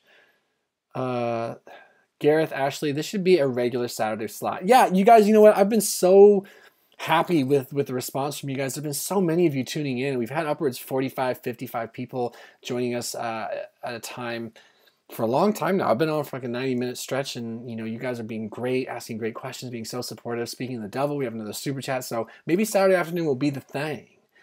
All right, let's check out the super chat. Justin Duran, Web Piper. Hey, I have a question. Do you still? Thank you, Justin. Just did a $5 super chat that puts this question in the top. Supports this channel, creates this opportunity for you guys to make donations and have your questions answered. Thank you, as I keep saying. Justin says, or Web Piper, hey, I have a question. Do you still experience any DP and DR symptoms? Keeping on a good track is hard and it's very slow. Any advice too? Yeah, am I tripping? Oh, no. Oh, did you do another one, Justin? Hey, Noah, much love, bro. No questions. Just trying to get the super chat train rolling again. Dude, you didn't have to do that. But thank you. And you're a good dude. You're a nice dude. You didn't have to do that. Yeah, but that's how super chat works. Justin just demoed it. It gets my attention instantly. Always puts your question to the top and supports the channel. Catherine Hamarilla, how do you get them to stop? So I thought I brought that up before, and that's just by telling them. Ned Ferris, we are coming up on Healthcare Engineering Week. Cool. That's really cool. Mr. Retro Angel, exercise the only way I feel better, but only after the workout many times. I had to leave the gym due to panic attacks. I've known some people that have struggled with that. Are there any other things you do to ease the anxiety? Any tips? Thanks. So if you're saying, like, I think if I'm reading your question right, at the moment, you're just saying that you had to leave the gym because you were struggling with anxiety. Maybe work your way back slowly if you can. Find a more intimate group setting to work out with, so where you get to see the same people in the same setting and develop a rapport so you feel a little safer. And or get really comfortable with at-home workouts. I've done that myself. When I was first really depressed, but I was like, ooh, I want to start working out. I think that could be a positive thing. I started doing P90X. I knew that my social anxiety, my panic disorder, and everything was just too bad to go out into a main gym. I knew that for a fact at the time, and that's a real thing. And so I just at-home workouts, and you put in DVD or you live stream something, and you just follow at home. I might suggest doing that, maybe trying some yoga or something like that. So it looks like we got another. Oh, dude, Derek, you guys. Derek Roblowski just dropped another I'm about to say 5 G's. Derek dropped $5,000. $5 super chat. I'll join in, Justin, just to be a badass. Thank you, Derek. You guys, I don't know what to say. It's cool. Thank you very much. Not even leaving questions.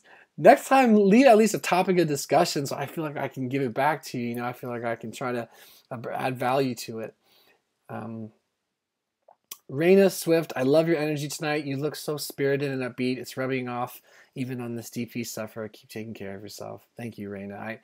I certainly dump on you guys enough, right? Like, you guys see me, my videos, usually when I feel like recording based on the way the channel got set up, I usually record when, like, I'm not doing so well, and I need you guys. Like, this is very much therapy for me. Like, I'm not delusional where I'm thinking, let me see, what topic can I come up with and bless my audience? Like, fuck that. It's more like, struggling, got some things to say, can't wait to hear from them. It always lifts me up, So I'm glad that I could be in a good state, and that good state could rub off on anybody.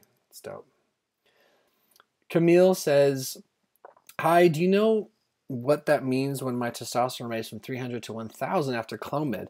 My doctor told me that he don't know what that means, and I don't have money now to visit another doctor. So Clomid, if I'm not mistaken, is like a PCT thing. It's an estrogen modulator. I think it's supposed to have that effect on you. I think Clomid is one of the, consult with your doctor. I guess you just said you don't have the funds to do that. Well, I can't give you medical advice naturally, but I believe Clomid is one of those things that, like, for example, I've heard stories of guys who get off testosterone replacement therapy, or let's say they're running gear, they're taking a ton of steroids, and they take something like Clomid or HCG as they cycle off. So I just think that's normal, that it would have an effect on you, but you'll have to, I have to give the company line that you'll have to consult a physician about dosage, what to do, check out their blood work, but look for services, see what you can do to find out, that's an awful high number. So make sure your free testosterone and your estrogen, see how they're doing also. But I'm sorry, I can't give you more specific help. Should have gone to med school. Photoholic Flicks, thank you for the information, Sarah. Cool. Boris Austere, I messaged my doctor and he said the thoughts I have are pure OCD. Yes, people with psychosis doesn't know that they have psychosis, he said. What a relief, Noah. Yes, I am someone who suffers from pure OCD, and the mindfulness stuff and the things that talk about obsession, rumination, and not feeding into the obsessive ruminating by research and stuff like that. It's near and dear to my heart because I guess I had glimpses of it when I was a kid, but that shit really got different and weird when I got older. Nessaman23, I'm failing college right now and my parents are kicking me out. Shit, dude. I'm going to be homeless in about a month, but I'm determined to still succeed. You know what? Powerful to hear you end your comment like that. Look, one thing that's interesting about being pressed, okay, one thing that's interesting in my life experience and that of many people I know about being pushed against the wall, back against the wall, whatever the expression is it gives you this opportunity to find parts of yourself you didn't know before. So luckily for me, so far, in my life, when shit gets really bad or I'm pressed, even though I feel like I don't know I can handle it, or maybe I don't think I can, or I start getting anxiety and depression, I find things in myself that I didn't know I had there. And I don't know if that's will to survive, will to succeed, or whatever it is. But it's, people can be forged by fire. And so I think a lot of us who deal with mental health problems, we are forged by our struggle. And the key is to have the coping mechanisms and the structure and just at least a path so that we don't lose hope, because it's so fucking uncomfortable. No one could be expected to keep going if they didn't understand the end game. Blook. Hey, I gotta go now, but I want to say thank you for helping me and others with these spooky times and problems. You're really cool. Bye. Thanks, man. Paul B, I followed you for a long time and you've changed a lot since those early videos. I think it's pretty encouraging. Yeah, that's the goal. I think some of the times, when I used to hide from the camera, if I ever disappear on you, it's because I was doing bad. And I would feel bad about that. I'd be like, oh, nobody wants to see me continue to struggle. But then I kind of understood, and I continue to understand as time goes on that, it's a few steps up, few steps back sort of thing, non-linear. Guns and Loaded has HCG help, so not doing HCG yet. B Stokes, later bloom. Bluke, I mean. Patty Brady, hello from Ireland. Yes, one of my best friends is from Ireland. He just went home. Well, bye, is something he always says, Patty. Rocking the beard these days. Would you ever go back to clean shaving? I don't think so. I don't know that I ever could go back to clean shaving. I just feel like this look makes me feel good. It makes me feel confident. I feel like it's a pretty handsome look for me, I think, And I think it plays to the insecurity I have about the fact that I'm balding. And I have this hair on my face and it still makes me feel attached to my masculinity. These could all be shitty reasons, but it's kind of like where my head's at. I might spook my wife one day and clean shave, and then she can actually kiss me without whiskers. I mean, can you imagine kissing this? No. The shit's disgusting. That I understand. I clearly do not need any more coffee, by the way. Minion Boy 3756. Me and my family are celebrating my brother's birthday. That's great. Have a great birthday today. Raz 311. I'm struggling to find a good doctor. Yeah, dude, the struggle can be real to find a good doctor. That is for fucking sure. Yeah, that is for sure. But, however, if your doctor sucks a fat one, you go find another doctor. You stay in that hunt. Do not accept mediocrity from someone that can play such an important role in your recovery. It's just not okay to accept that. There are passionate, caring, well-rounded doctors out there. You just have to hunt them down. But they exist. Dr. Erica Zelfan is my doctor. I think she might be coming back from sabbatical soon. She's a godsend. She's a gift. I didn't know people existed like her until I met her. Jack Morrison, get your nipples out. No, you sexy beast. Jack, we talked about this. You can't just command me to get naked on camera. Feel free to watch my last YouTube video. I'm shirtless. And shameless, apparently. Michael Andolini. What's up, Noah? Shout out from Chicago. You're a brave man.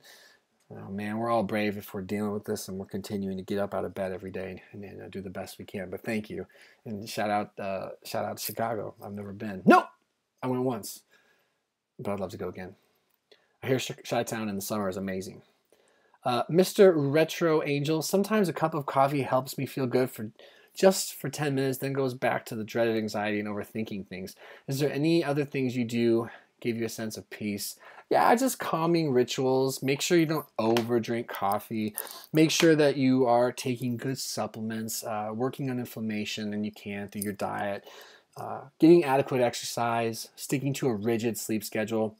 Most things that aren't pharmaceutical, in my experience, just require incredible consistency, like unbelievable levels of consistency. So you can follow Sean Stevenson if you need a model for consistency and for looking at multiple factors.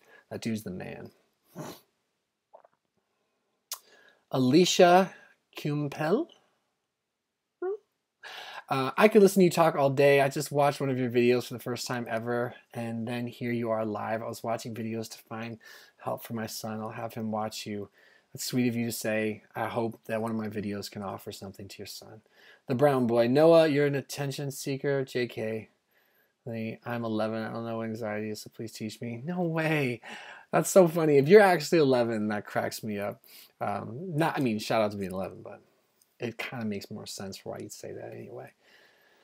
I mean, we're all learning here. I almost feel weird calling you the brown boy, but that is the name on you. Teach you about anxiety. Just learn about anxiety, research about anxiety, talk about anxiety. You're a young person, and young people have it much worse when it comes to stigma or trying to be honest about how they feel. I was lucky that I didn't feel any anxiety when I was your age, but when I was young, that would have been tough. Kids are mean. Kids are mean. So, yeah, anxiety is just a feeling of trepidation in your body, a tightness in your chest. Anxiety are unwanted thoughts about the future or the past that create tension inside yourself.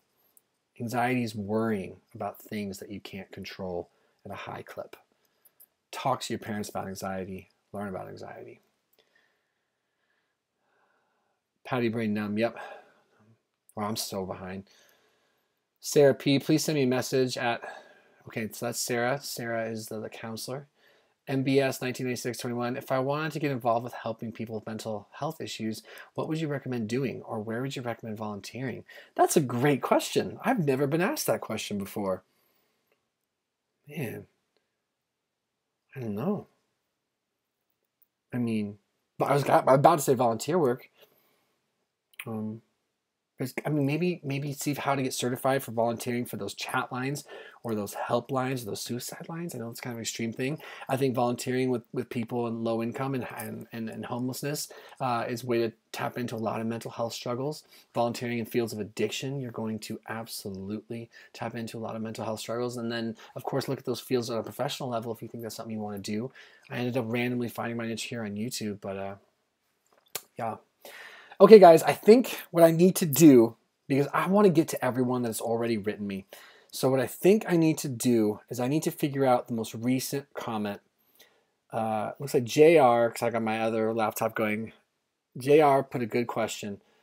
So JR, you are the last question. I'm going to work my way up from someone named JR Douglas. So J.R. Douglas is going to be the last question, okay, you guys? Because I want to get to everyone, and if I still have energy after I catch up, and I'm like afraid to find out how far back I am, then we'll keep going. The only way you can now get your question answered, and I don't want this to sound dickish, so please bear with me, but if you're just tuned in, you're like, shit, I still want to ask you questions or whatever, you can still use the super chat function. I will honor the super chat function, of course, that's your hard-earned money, and I will answer your question. But otherwise, we're going to work our way up from a question from J.R., I think. Yeah. So JR says, no, what's your favorite drink? I think that's the last question. And I'm going to work my way up or down to that question. I've got it highlighted. I need to take a screenshot. Okay. Let me just make sure I find that screenshot so I don't lose it. Yep. So I got my screenshot. I know my stopping point. Again, you're welcome to use the super chat function. I can still get to your question, and we're going to work our way down from the MBS 1996 all the way to JR. And if I happen to have more energy, we'll go from there. But I think this is going to take a little bit. That being said, forward and onward, especially if you're someone who's been hanging around waiting for me to blab my mouth to respect your time. Let's see. MBS 1996-21. If I wanted to get involved with, okay, we already did that one. So Patty Brady puts me to sleep. Did not like it. I'm not quite remembering what that was referencing. JD Fritz was good. Sarah P, please send me an email. Okay, so that's Sarah again, the counselor. Feel free, you guys, to do that. It's S_VONGROVEN @yahoo.com. Serenity P says, have you ever took HCG for atrophy and or to stay fertile while on testosterone? So one of the side effects, you guys, that I don't know if you know this, but I'm on testosterone, and one of the side effects is that my testicles got really small. My testicles got really small. And relatively speaking, I mean, they're not tiny. I used to have, there's probably too much information. Yep, it is. I used to have pretty big balls, to put it medically, and now I've got like medium, smallish ones. Atrophy. It's one of those things that when you put an exogenous signal of testosterone into your body, then naturally it's going to affect where you naturally produce it, even though I wasn't producing it well. And so, yeah, I have thought about ECG. I've spoke about that in the past, but I've got a mental hurdle to get around first. Wilbur Lopez. Hey, Noah, I've been drinking heavily for the past 10 years. This is stuff cold turkey. So we already discussed Wilbur's situation before. MBS 1996-21. How would you recommend getting involved in trying to help people? Okay, Wilbur wants to know how to get involved with helping people with mental health. Either you do it through formal modalities like school or volunteer work. Raz, or YouTube, for God's sake. I mean, share your journey and see who watches and see who might deeply benefit. Trust me, I had no clue. The day I started recording, I had no clue that it could lead to an eventual, what do we have, like 58,000 subscribers right now?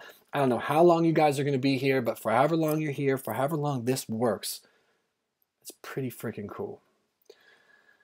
Raz311, I started TRT. I'm 1 week in, double dose to start. I noticed changes of how things look, like colors and lights. Also, women, I had testicular cancer. My test was 120 before the cancer. You ever notice this? What I think you might be experiencing is just this feeling of vitality coming back to you, just this feeling of hope inside you. Even if it's a little placebo, because it takes a while for that steady state of your low testosterone to elevate, hold strong, and start to make big impacts, but everyone's different. And I think what you might be noticing is just the fact that things are starting to seem different. Go figure when you start to get shit cleared away. That's why all of you, disclaimer to everybody, are you tuned out? Are you still here? I know I'm talking a lot. Go get blood work. Male, female, get all-encompassing blood work. If you have access to that blood work, make sure there are no imbalances, okay? Make sure there are no imbalances. Nothing that you could easily fix in what have you. All right. Okay, let's continue through this. Paul Mark, hi Noah. What's going on, Paul? Oh, Sarah, I missed another super chat from Sarah P, bringing up her email address. Paul Mark, hi Noah. What's going on, Paul? Shane McGibbon, verify Sarah P. Noah, who says she is a counselor. I know I probably should verify Sarah P. Sorry, guys. I guess that is short-sighted of me or kind of ignorant of me to assume. How do I even do that in the future? I'll be more careful. I wish I considered that. Guys, I can't speak to all certainty about the Sarah P thing. I guess I'm just a little gullible and just hoping people are not trying to take advantage. Shane McGibbon, numbers. Fierce Aladhami, thank you. Paul Mark, do you drink alcohol, bro? Yes, I still drink alcohol. Bob Smith, Noah, I have an interview coming up and also deal with nasty anxiety. What tips would advise? My tips for the interview are to make sure you're eating a very mild, sound diet building up to it. Tap back on caffeine. Make sure your self-care goes through the roof. Your preparation goes through the roof. And then let go of the results. Keep expectations at a minimum. Expectations are a very trivial thing. You can't control what's going to happen outside of your personal actions. So you're going to go in there, you're going to do your best, and you will let go of the expectations. Breathe. Try square breathing. So we have a super chat right now. Again, the super chat is the only way going forward you can get your question answered. If you haven't already asked, I'm going to get all the way to JR, who finishes with good question. Everyone up from JR will have their questions asked, but if you're new to the stream, because I have to wrap it up because it's been almost 2 hours, only super chats will get through. That way we can honor everyone who took the time to write a question. Let's see.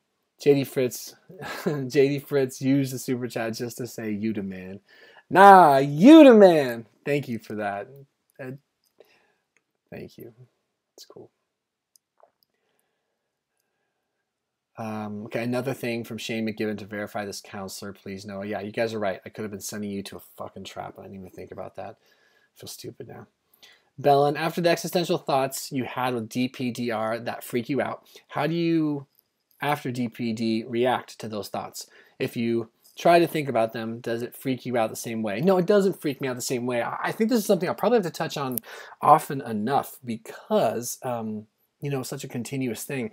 But I accept thoughts as things I can't control. Same with feelings. They have nothing to do with me and they're none of my business. And I really, truly buy into it. Most of the time, people are just so depressed and anxious that they don't really have the capacity to process that powerful comment there. The power of understanding you don't have control. Because the moment you realize like you can't control it, just like you can't control the sun coming up in the morning and going down at night, you can't control those things, you would never worry about them, right? You just literally have no control.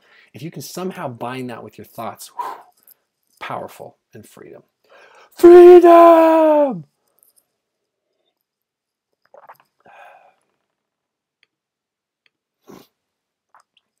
Mr. Retro Angel, when you were very anxious, did you feel like you was in a warp zone, like days were flying by and months felt like weeks?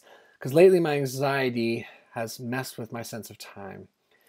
Yes, the only difference, Mr. Retro Angel, I would say, is that it messed with my sense of time different. I feel like when my anxiety was crippling, minutes felt like hours, hours turned into days, you know, like I looked at time differently. Like I just felt like every second was excruciating. Therefore, it didn't feel like it went fast. I think I subscribe to the old adage of, you know, what am I trying to say? Oh, the old adage that time flies when you're having fun.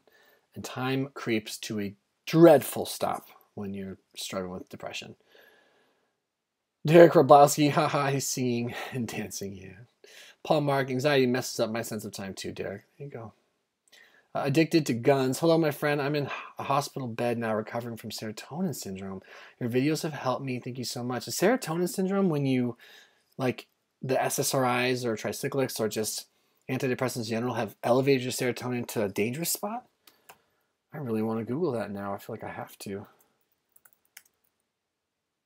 Serotonin syndrome.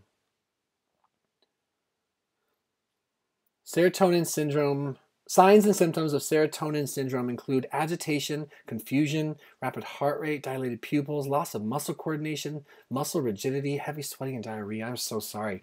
Get better soon and be careful. Be so careful. Man, it's fucked. Okay. Pardon my language. I'm a potty mouth. Derek Roblowski, Paul, yes. Derek's responding to Paul. Gary Smith, extraordinary. Shane McGiven, LOL. Greg Smith, hey bro, big fan. Thank you. Thank you. The word fan is still crazy to me because it's like I'm the small ass YouTuber, right? And and like I look up to like celebrities and YouTubers, and I'm just like, there are some big people out there, you know. So I just have this humble and this awesome, vibrant little community on YouTube, and I don't see myself as someone worth fandom. But if you're a fan, I'm a fan of yours. Thank you. Shane McGibbon, pounds. Yes. Twisted Hippie, pounds, UK. Oh, pounds for that other one. I got it. Sino from 93. Does testosterone therapy replacement affect sperm count? Yes. My doctor told me I need to take it, but I'm scared it'll affect my ability to reproduce. Yes. Being on exogenous testosterone without something to help promote the stimulation in your testicles, depending on the type of low testosterone you're dealing with, primary, secondary, tertiary, can absolutely affect fertility. I did a video about this. I have no active swimmers, you guys. None. So be careful and see if you can complement or supplement your TRT with HCG. Steve M, thanks for the insight, and you should consider being a therapist. Looks like one of your callings. Yeah, I've often considered if maybe I should do that, but I feel like I would just go to school and then just come right back here, you know. So maybe if I could do it and it would possibly benefit you guys, I guess that would make sense. Craig Smith, I'm on it and my sperm count is non-existent. Yeah. Big Lord AK, can you have longer sex on HCG? Regulated hormones makes you have longer sex. When I had low testosterone, I had effectively no sex drive. It was super depressing, like probably the most depressing shit ever, actually. So getting my hormones regulated brought back my sex drive. I'm sure at times my wife almost misses low testosterone, Noah. Brain Volk, Big Lord, it will raise your libido. That doesn't automatically make you good at sex. True that, Cuddy. Sino, oh fuck, that's scary, man. I suffer from depression because of extreme low T levels. It's like not my fault. And all I want to have kids, and that time's kind of, I guess, not. Well, I mean, again, Sino from 93, just looking at HCG. Oliver Wilson Hall, you can still have kids if you confuse HCG. Yep. Paul Mark, you guys are just, I make an affirmation daily. That's badass, Paul. Greg Smith, sorry, bro. I was 29 when I felt tired and checked my T levels, and I had very low number, but I already had my kids, so I don't worry about it. Evan Parsons, big no.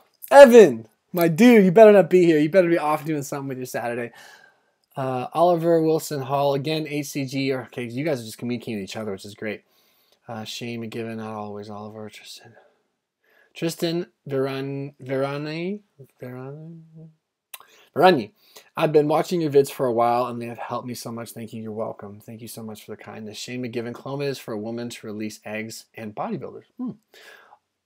Paul Mark, hello everyone. Oliver Wilson Hall. I help run a men's hormone forum. Cloma is actually very common. Yeah. Shane McGivern, no one needs to clean his room. You're not wrong. You're not wrong. Evan Parsons, how was your day, Noah? I had a really good day, you guys. I woke up at like 3 a.m. today and I could not fall back asleep. And I did one of those things that I try not to do. And I started obsessing the fact that if I didn't get enough sleep, then how would I have enough energy for the day? Would I end up needing a nap? And then I just used some of my mindfulness practices. Realized that I can't force myself to sleep, but I can work on some relative relaxation and meditation. Got back to bed, got about 6.5 hours. Great workout at the gym, supported some friends at a competition, and now I get to spend some time with you beautiful people. Tristan Verani, I appreciate you, man. Thanks so much. I appreciate you too. Tristan says, I've been going through some insane paranoia and anxiety, and sometimes even feel more anxious on benzos or any substance just because they alter my consciousness.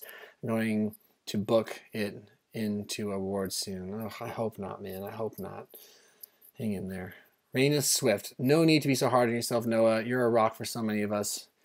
You're well loved. Thank you, Raina. Mr. Retro Angel, during my episode of anxiety, everyone felt fake and fantasy like I'm in a dream, and my sense of time and space is out of sync. Says you have these weird thoughts, and how did you combat these? I did have these weird thoughts, and I combated them by learning about those thoughts. So something I feel like all of us can do is try to learn as much as possible beyond an obsessive tendency to learn, but learn as much as possible about what's going on with us. Connect with other people who have gone through the same thing. Perhaps one of the most valuable aspects of this channel I have to offer is just my experience, and realize you're not alone. And then get a model, someone you can follow out of the darkness. We're coming up on an hour 56. I just want to repeat this to anyone that might be new. Forgive me if this is getting repetitive to you guys waiting patiently to perhaps hear your question answer or something like that, or just kicking it. But I'm not taking any new questions beyond the one that says, Noah, what is your favorite drink by JR? And that's going to be my last question. Everyone who left a question before that will get answered. And if you want to use the super chat function, you can still get your question answered using that. Phil B, don't combat thoughts. Let them flow without attaching to them. That is the key, guys. That's everything. Pluma 81. I used to train regular, but now I'm struggling to even leave the house. How to overcome this from the UK? You look at all of it. So there's something I want to talk to you guys about. There's something I want to talk to y'all about. I just want to find. This could be helpful. Bear with me. This could be helpful.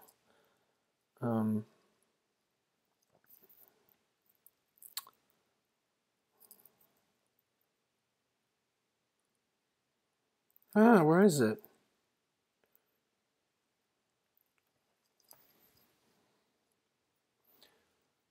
Sorry, guys. Hang on one sec.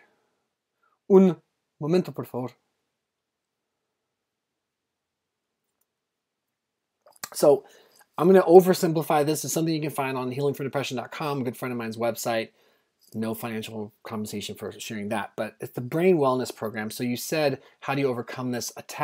All of us need to attack this in a multifaceted approach. So physical self-care, mental, emotional self-care, healthy lifestyle habits, spiritual connection, and social support. Hit up all those things. Create a bubble of wellness and healing, and it'll help. Where are we? Gigi says, do you guys think 340 nanograms per deciliter total testosterone is low? I do personally think that's low. It's not egregious, but it's low enough to create side effects. Patty, oh, shoot, did that thing where it bounced me back really far.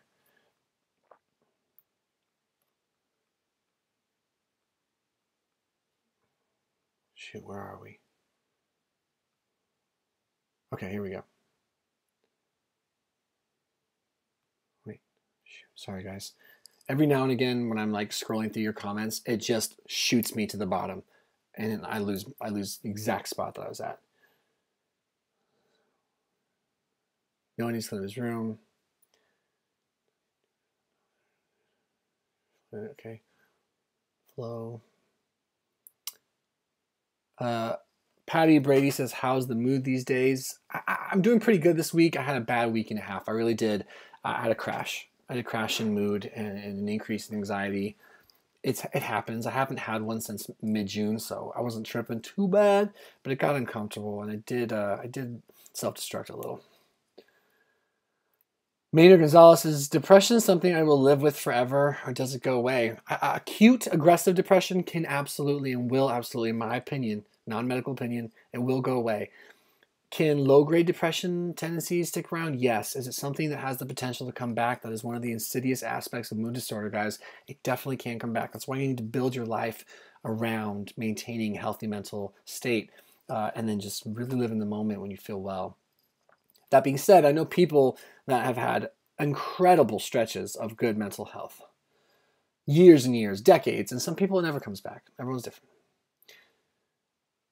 Bellin, one symptom that I'm having right now with my DP is really, really vivid and trippy dreams. When I wake up, I feel tired because of all the dreaming. Anything you've experienced, definitely my worst symptom. Really vivid and trippy dreams.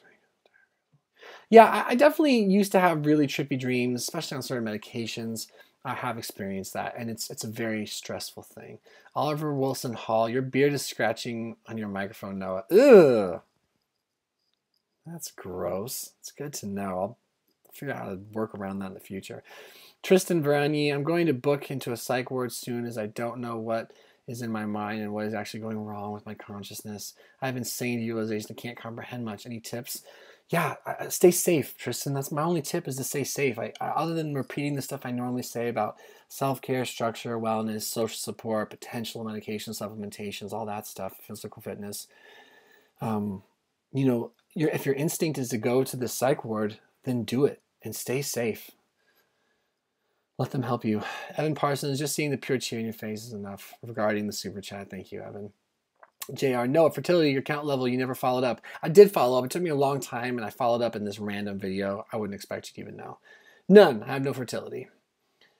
Javier Amor, what's up, Noah? What's going on, Javier? Sean Higgins, hey, Noah, struggling every day for the last 4 months with awful illness. Father of 2 boys, and out of work right now, which triggered the depression and anxiety. The pain is almost too much to handle, but you can handle it. You can. We are capable of surviving unthinkable discomfort. You can handle it. I believe you can handle it. Make sure that your coping strategies and resources are outweighing that hopelessness, and never give up. Never, ever, ever, ever give up. I'm so sorry you're hurting, man. It will get better, and future you will not care anymore about what happened before. You can find new happiness. You can attach to it again. Adulty, hi. I take Seroquel 200, 5 years. Is it okay? I can't comment on your medical needs for like pharmaceuticals, psych medications, but I've been on them. I know they can serve a purpose, and you just have to continue to have a really transparent and open dialogue with your doctor. Stone Cut Films. I took my first shot Thursday, and my butt is super sore. I did let go of the syringe and switched hands. That's why it's super sore, which I didn't know was such a big deal. Is this kind of soreness normal? Yeah, that's definitely why it's so sore. You'll get better at it. I did the same thing. I think one of my most popular videos is me, you guys, injecting my butt with the testosterone and then dropping the needle. It hurts so bad. Emily Terry, love your dad. Love you and your dad's channel. They are both great. Keep up the great work. Thank you, Emily. Mental Gaming, hi. What's going on? JR, no, I want to donate $1 million. Where can I do that? You're funny. Thanks, man. I appreciate the sentiment. Shane McGiven. Message retracted. Shane, thanks. By the way, JR, if you want, hit me up on Patreon, boss. Paul B sounded like Mrs. Doubtfire. Hello! Oh, I must look like a yeti with this ketchup on. You've a denied Doubtfire, dear. I'm a hip old granny who can hip-hop, bebop, dance till you drop, and yo-yo, make a wicked cup of cocoa. Oh boy, I need to end this live stream soon.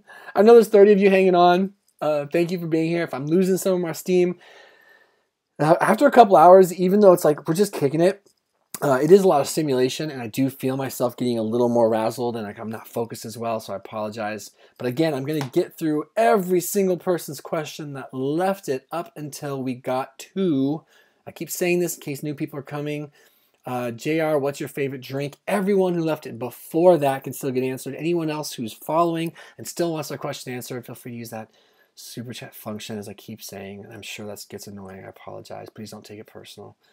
JR, Robin Williams is how I miss you. I miss Robin. Mr. Retro Angel, I was a weekend drinker for many years. Also, my question is, did you ever think pause played a part of your anxiety when you kicked the habit? Pause? I'm going to look up the acronym pause. I'm not going to lie.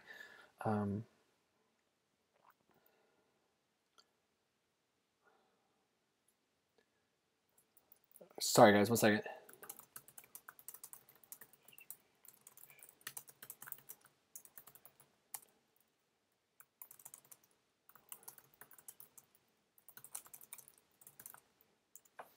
Okay, pause, right. I gotta look up what pause is. Pause.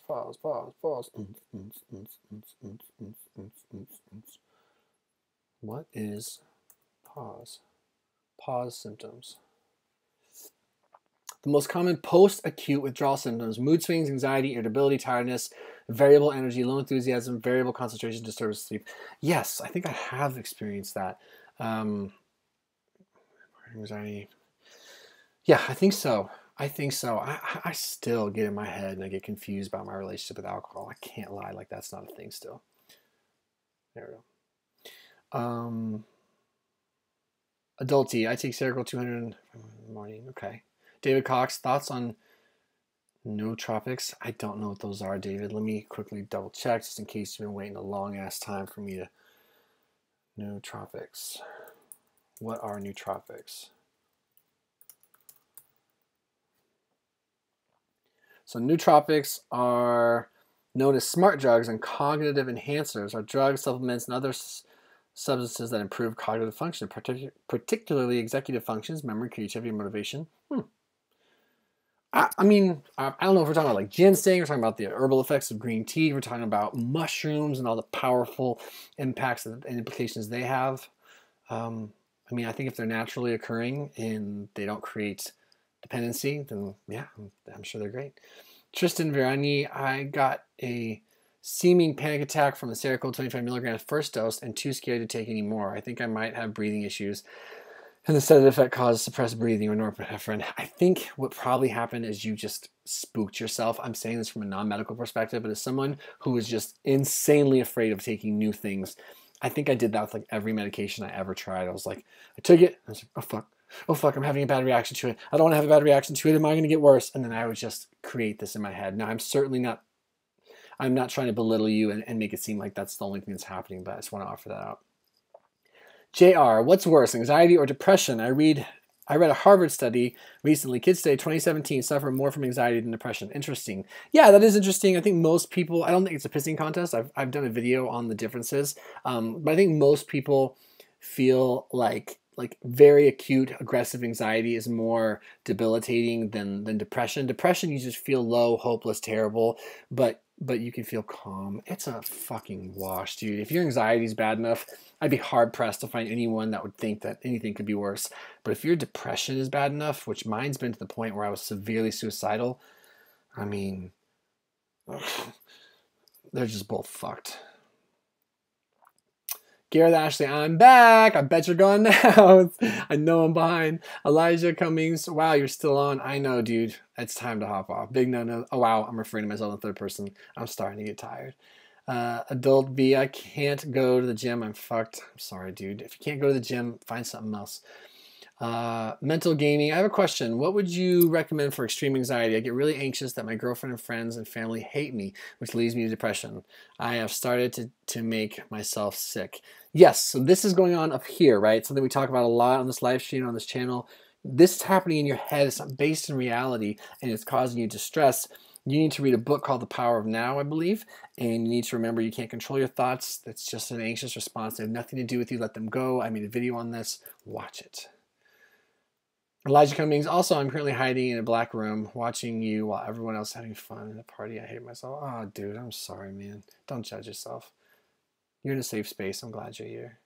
Shane McGibbon, why do you think that mental game... Okay. Elijah, why are you... Okay, cool. You guys are chatting to each other. David Cox, it's true. You give hope and strength. Thank you, man. Mental Gaming says, why do I think what Shane McGibbon, My brain is telling me that. Oh, you guys are chatting with each other. Okay. I can relate. But do you have times where you feel neither? I think JR is asking me if I have times where I don't feel anxiety or depression. Absolutely, guys. Absolutely. Abdul T. Oh, it's Abdul T says I'm fucked, guys. No, it just feels that way. Shane McGibbon, but what is your brain saying? So I think you guys are talking to each other here, which is great, but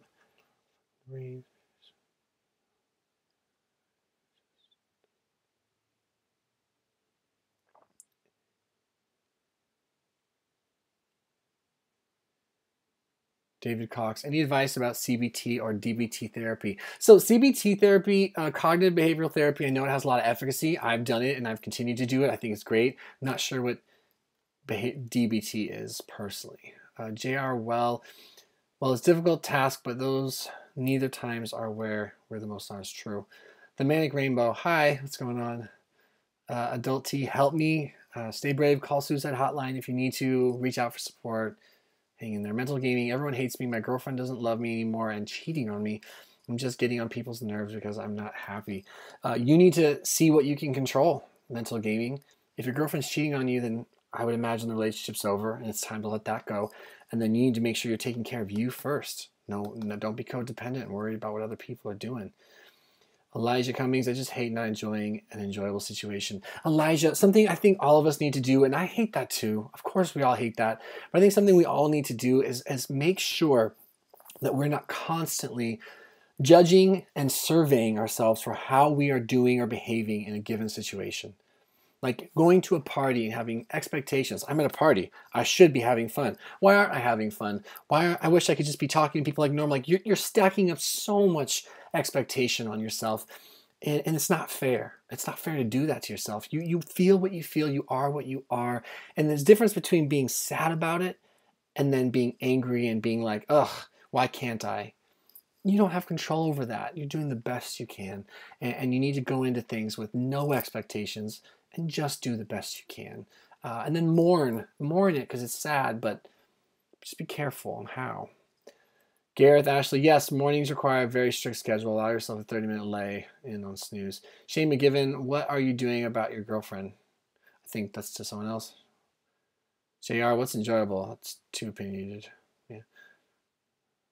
Abdul, I have to block you on here, dog. I can't have you talking that way.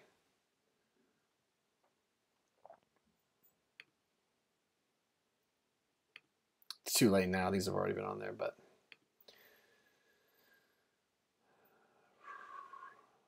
more Xander, what's your sexuality? None of your business, but I'm on the spectrum, but I'm a hetero male. I'm married to a female. JR, you may not enjoy what others enjoy. True that. Elijah Cummings to party. Big Lord, one step, do sport to feel good. Heavy weights. Yes. Heavy weights, lifting weights in general make me feel great.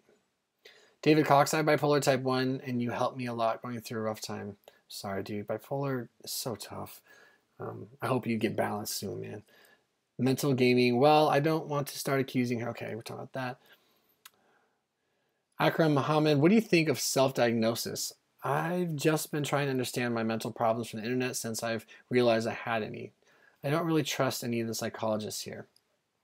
I think what I would say about that is I think be careful with self-diagnosis in terms of what you're going to do and how you're going to treat yourself and all those things, right?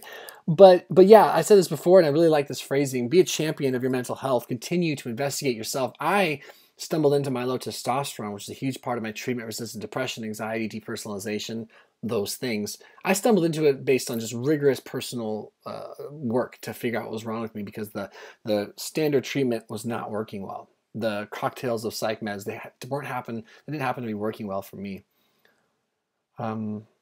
Elijah Cummings, people laughing, enjoying themselves while I'm in the corner of my mind. Yes, the mind is a very trapping place. I'm sorry, buddy. Shane McGibbon. Waiting mental. Okay, so Tyler Winkleman says, been following you for a while. You're a big inspiration. Been dealing with depression and anxiety that's stemmed from a thyroid attack in January of this year. Any advice for staying positive?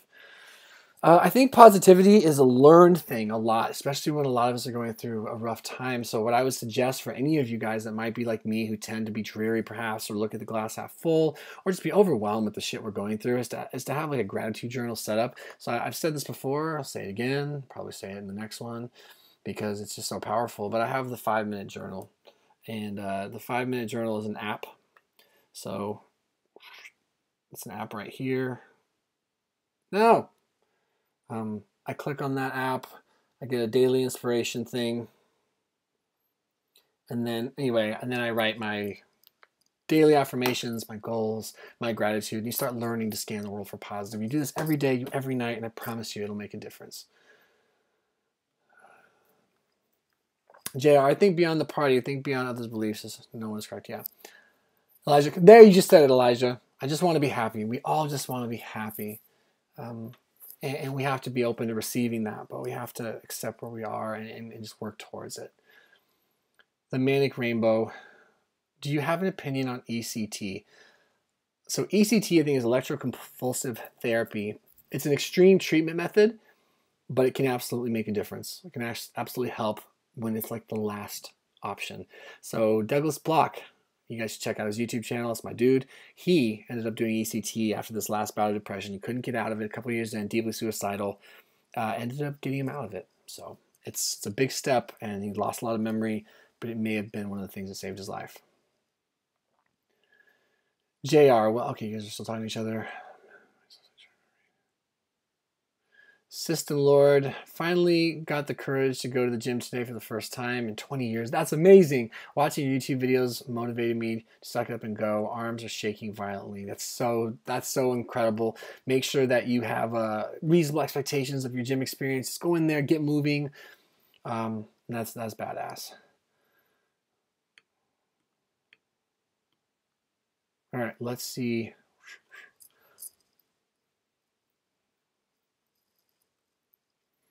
Oh man, we still have so many to get to. Okay, so we're going up to the question by JR. No, what's your favorite drink? And we are like 1, 2, 3, 4.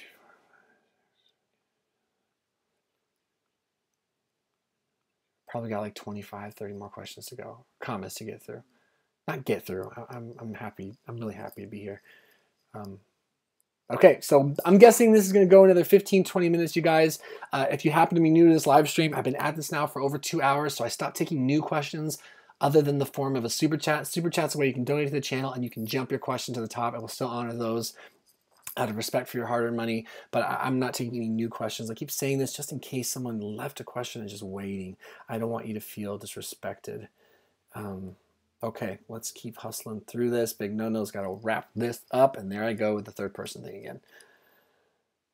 The CM Peril recently got out of the hospital after an attempt. Sorry to hear that. Switched meds, and it's helping a lot, but I still find myself feeling hopeless and hard to picture myself in the future. Did you feel like that, and what did you do? So yeah, I definitely still had suicidal thoughts and hopelessness thoughts for a long time after the part of my life where I felt like acutely suicidal. I think that's just a function of your condition. It's not you. You got to separate yourself from it. Remember, feeling hopeless doesn't make you hopeless, and then just continue to work. Continue to work, get lost in your structure, and stay brave, and don't forget why you're doing this. I'm just glad you're getting some relief right now.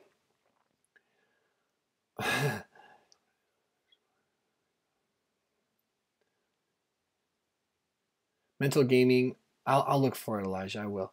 Mental gaming, when she doesn't message me back, okay, so you guys are still chatting about that, which is good. I'm pretty much subbed to you because you're cute as hell. Thank you, Roman check. Shane McGiven, how old are you? I'm 30, but I've been told I look a lot older than 30. Let's see. JR, no one needs to tell you Noah is building a brand of people who care, a network of people who are here no matter what. Yeah, it's beautiful. It's a gaming 20. David Cox, am I in the right chat? Can I be seen feeling invisible? No, David, I hope you're still here. You just got lost in the sea of comments, but I'm working my way through. Shane McGiven, what is a normal day before all this for you guys? So Shane McGiven says, what is a normal day before all this for you guys? How long you've been together? Oh, you guys are still having a personal chat. I'm just catching up on your guys' chat.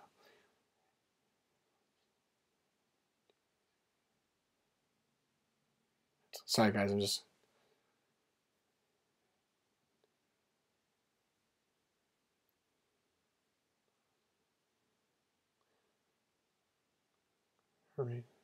Okay, so system lower 30, metformin screwed me up, constant coughing, heart rate, and blood pressure crazy high. Sorry to hear that.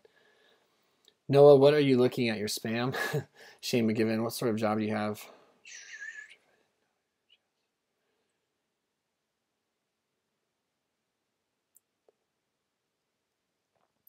Mondo says, do you still ever check if depersonalization is still there? My main problem at the moment, I don't check for anything. I don't scan my body for depression, anxiety, or anything. I take each day carefully as it comes.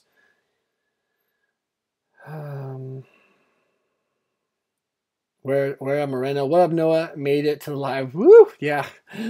Patient. Will S. Dude, why you stop making the heavy bench press videos? Miss seeing you in beast mode. I could still make a few more of those.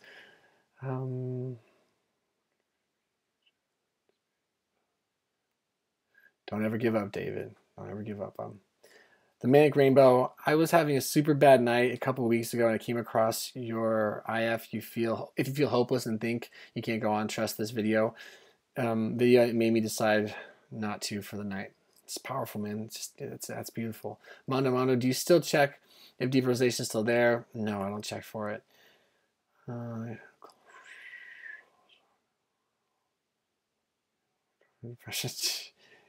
Wondering what makes channel interesting. Oh, so BB is watching. He says, hey, first time on your channel and wondering what makes your channel interesting. We're going to have to sell myself now. My grandparents told me to never trust a bald person. I'm wondering why. Oh, dude, that's hilarious. Never trust a bald person. Maybe you should stick with that. Maybe that's been serving you. No, I don't know what makes my channel interesting. I talk about my life, depression, anxiety, TRT, fitness, stuff like that. It's more about creating connections. Some people connect with me, some people don't, and we try to support each other in mental health. Fierce Egg, hi, what up? Douglas Steinberg, hi, what's going on, Doug? Shane McGibbon, your grandparents are fucked up. Never trust bald women. I think that's what they meant. Things Metro.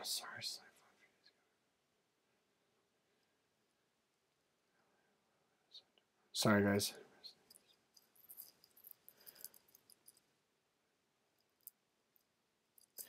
JR, you hate this channel, but you love it? I don't know, man. I think that's a personal thing. That's intense.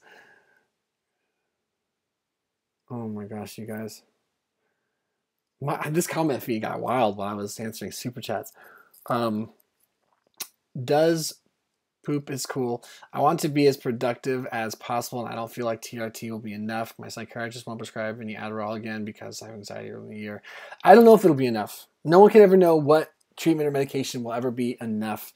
We just do the best we can, and we try to just attack it from multiple levels. I feel like I'm getting repetitive, but Douglas Steinberg, I saw your video about obnoxious thinking and how your thoughts don't define you, but what about feelings? Should you care about your feelings or only care about what you choose to do? I mostly don't worry too much about my feelings either. I can't control how I feel. I can control how I communicate. I think communicating feelings is powerful, but I don't think attaching too much meaning to having feelings. I think it's more about your actions. I mean, acknowledge your feelings, but don't be consumed by them. JR, know what's your favorite drink? I'm old school. It's a cold brewski in a basketball game.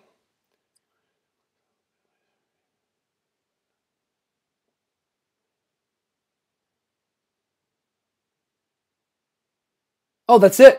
I got there. Sorry, I don't want to act like I'm like happy to get there.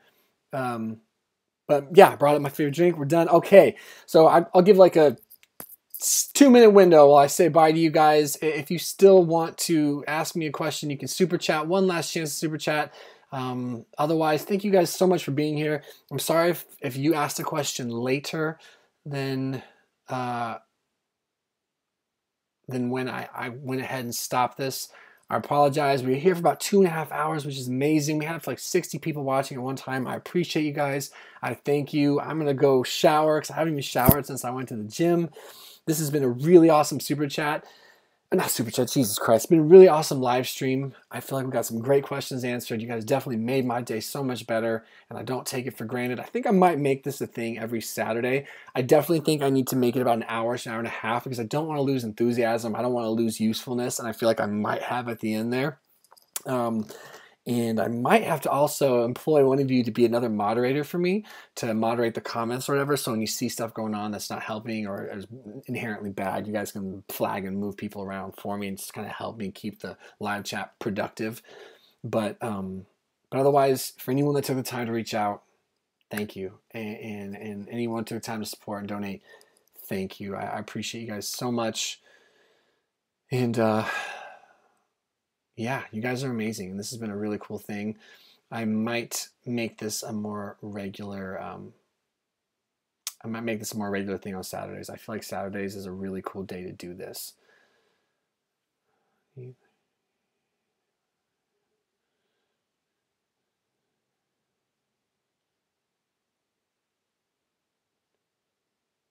Forgive me, guys.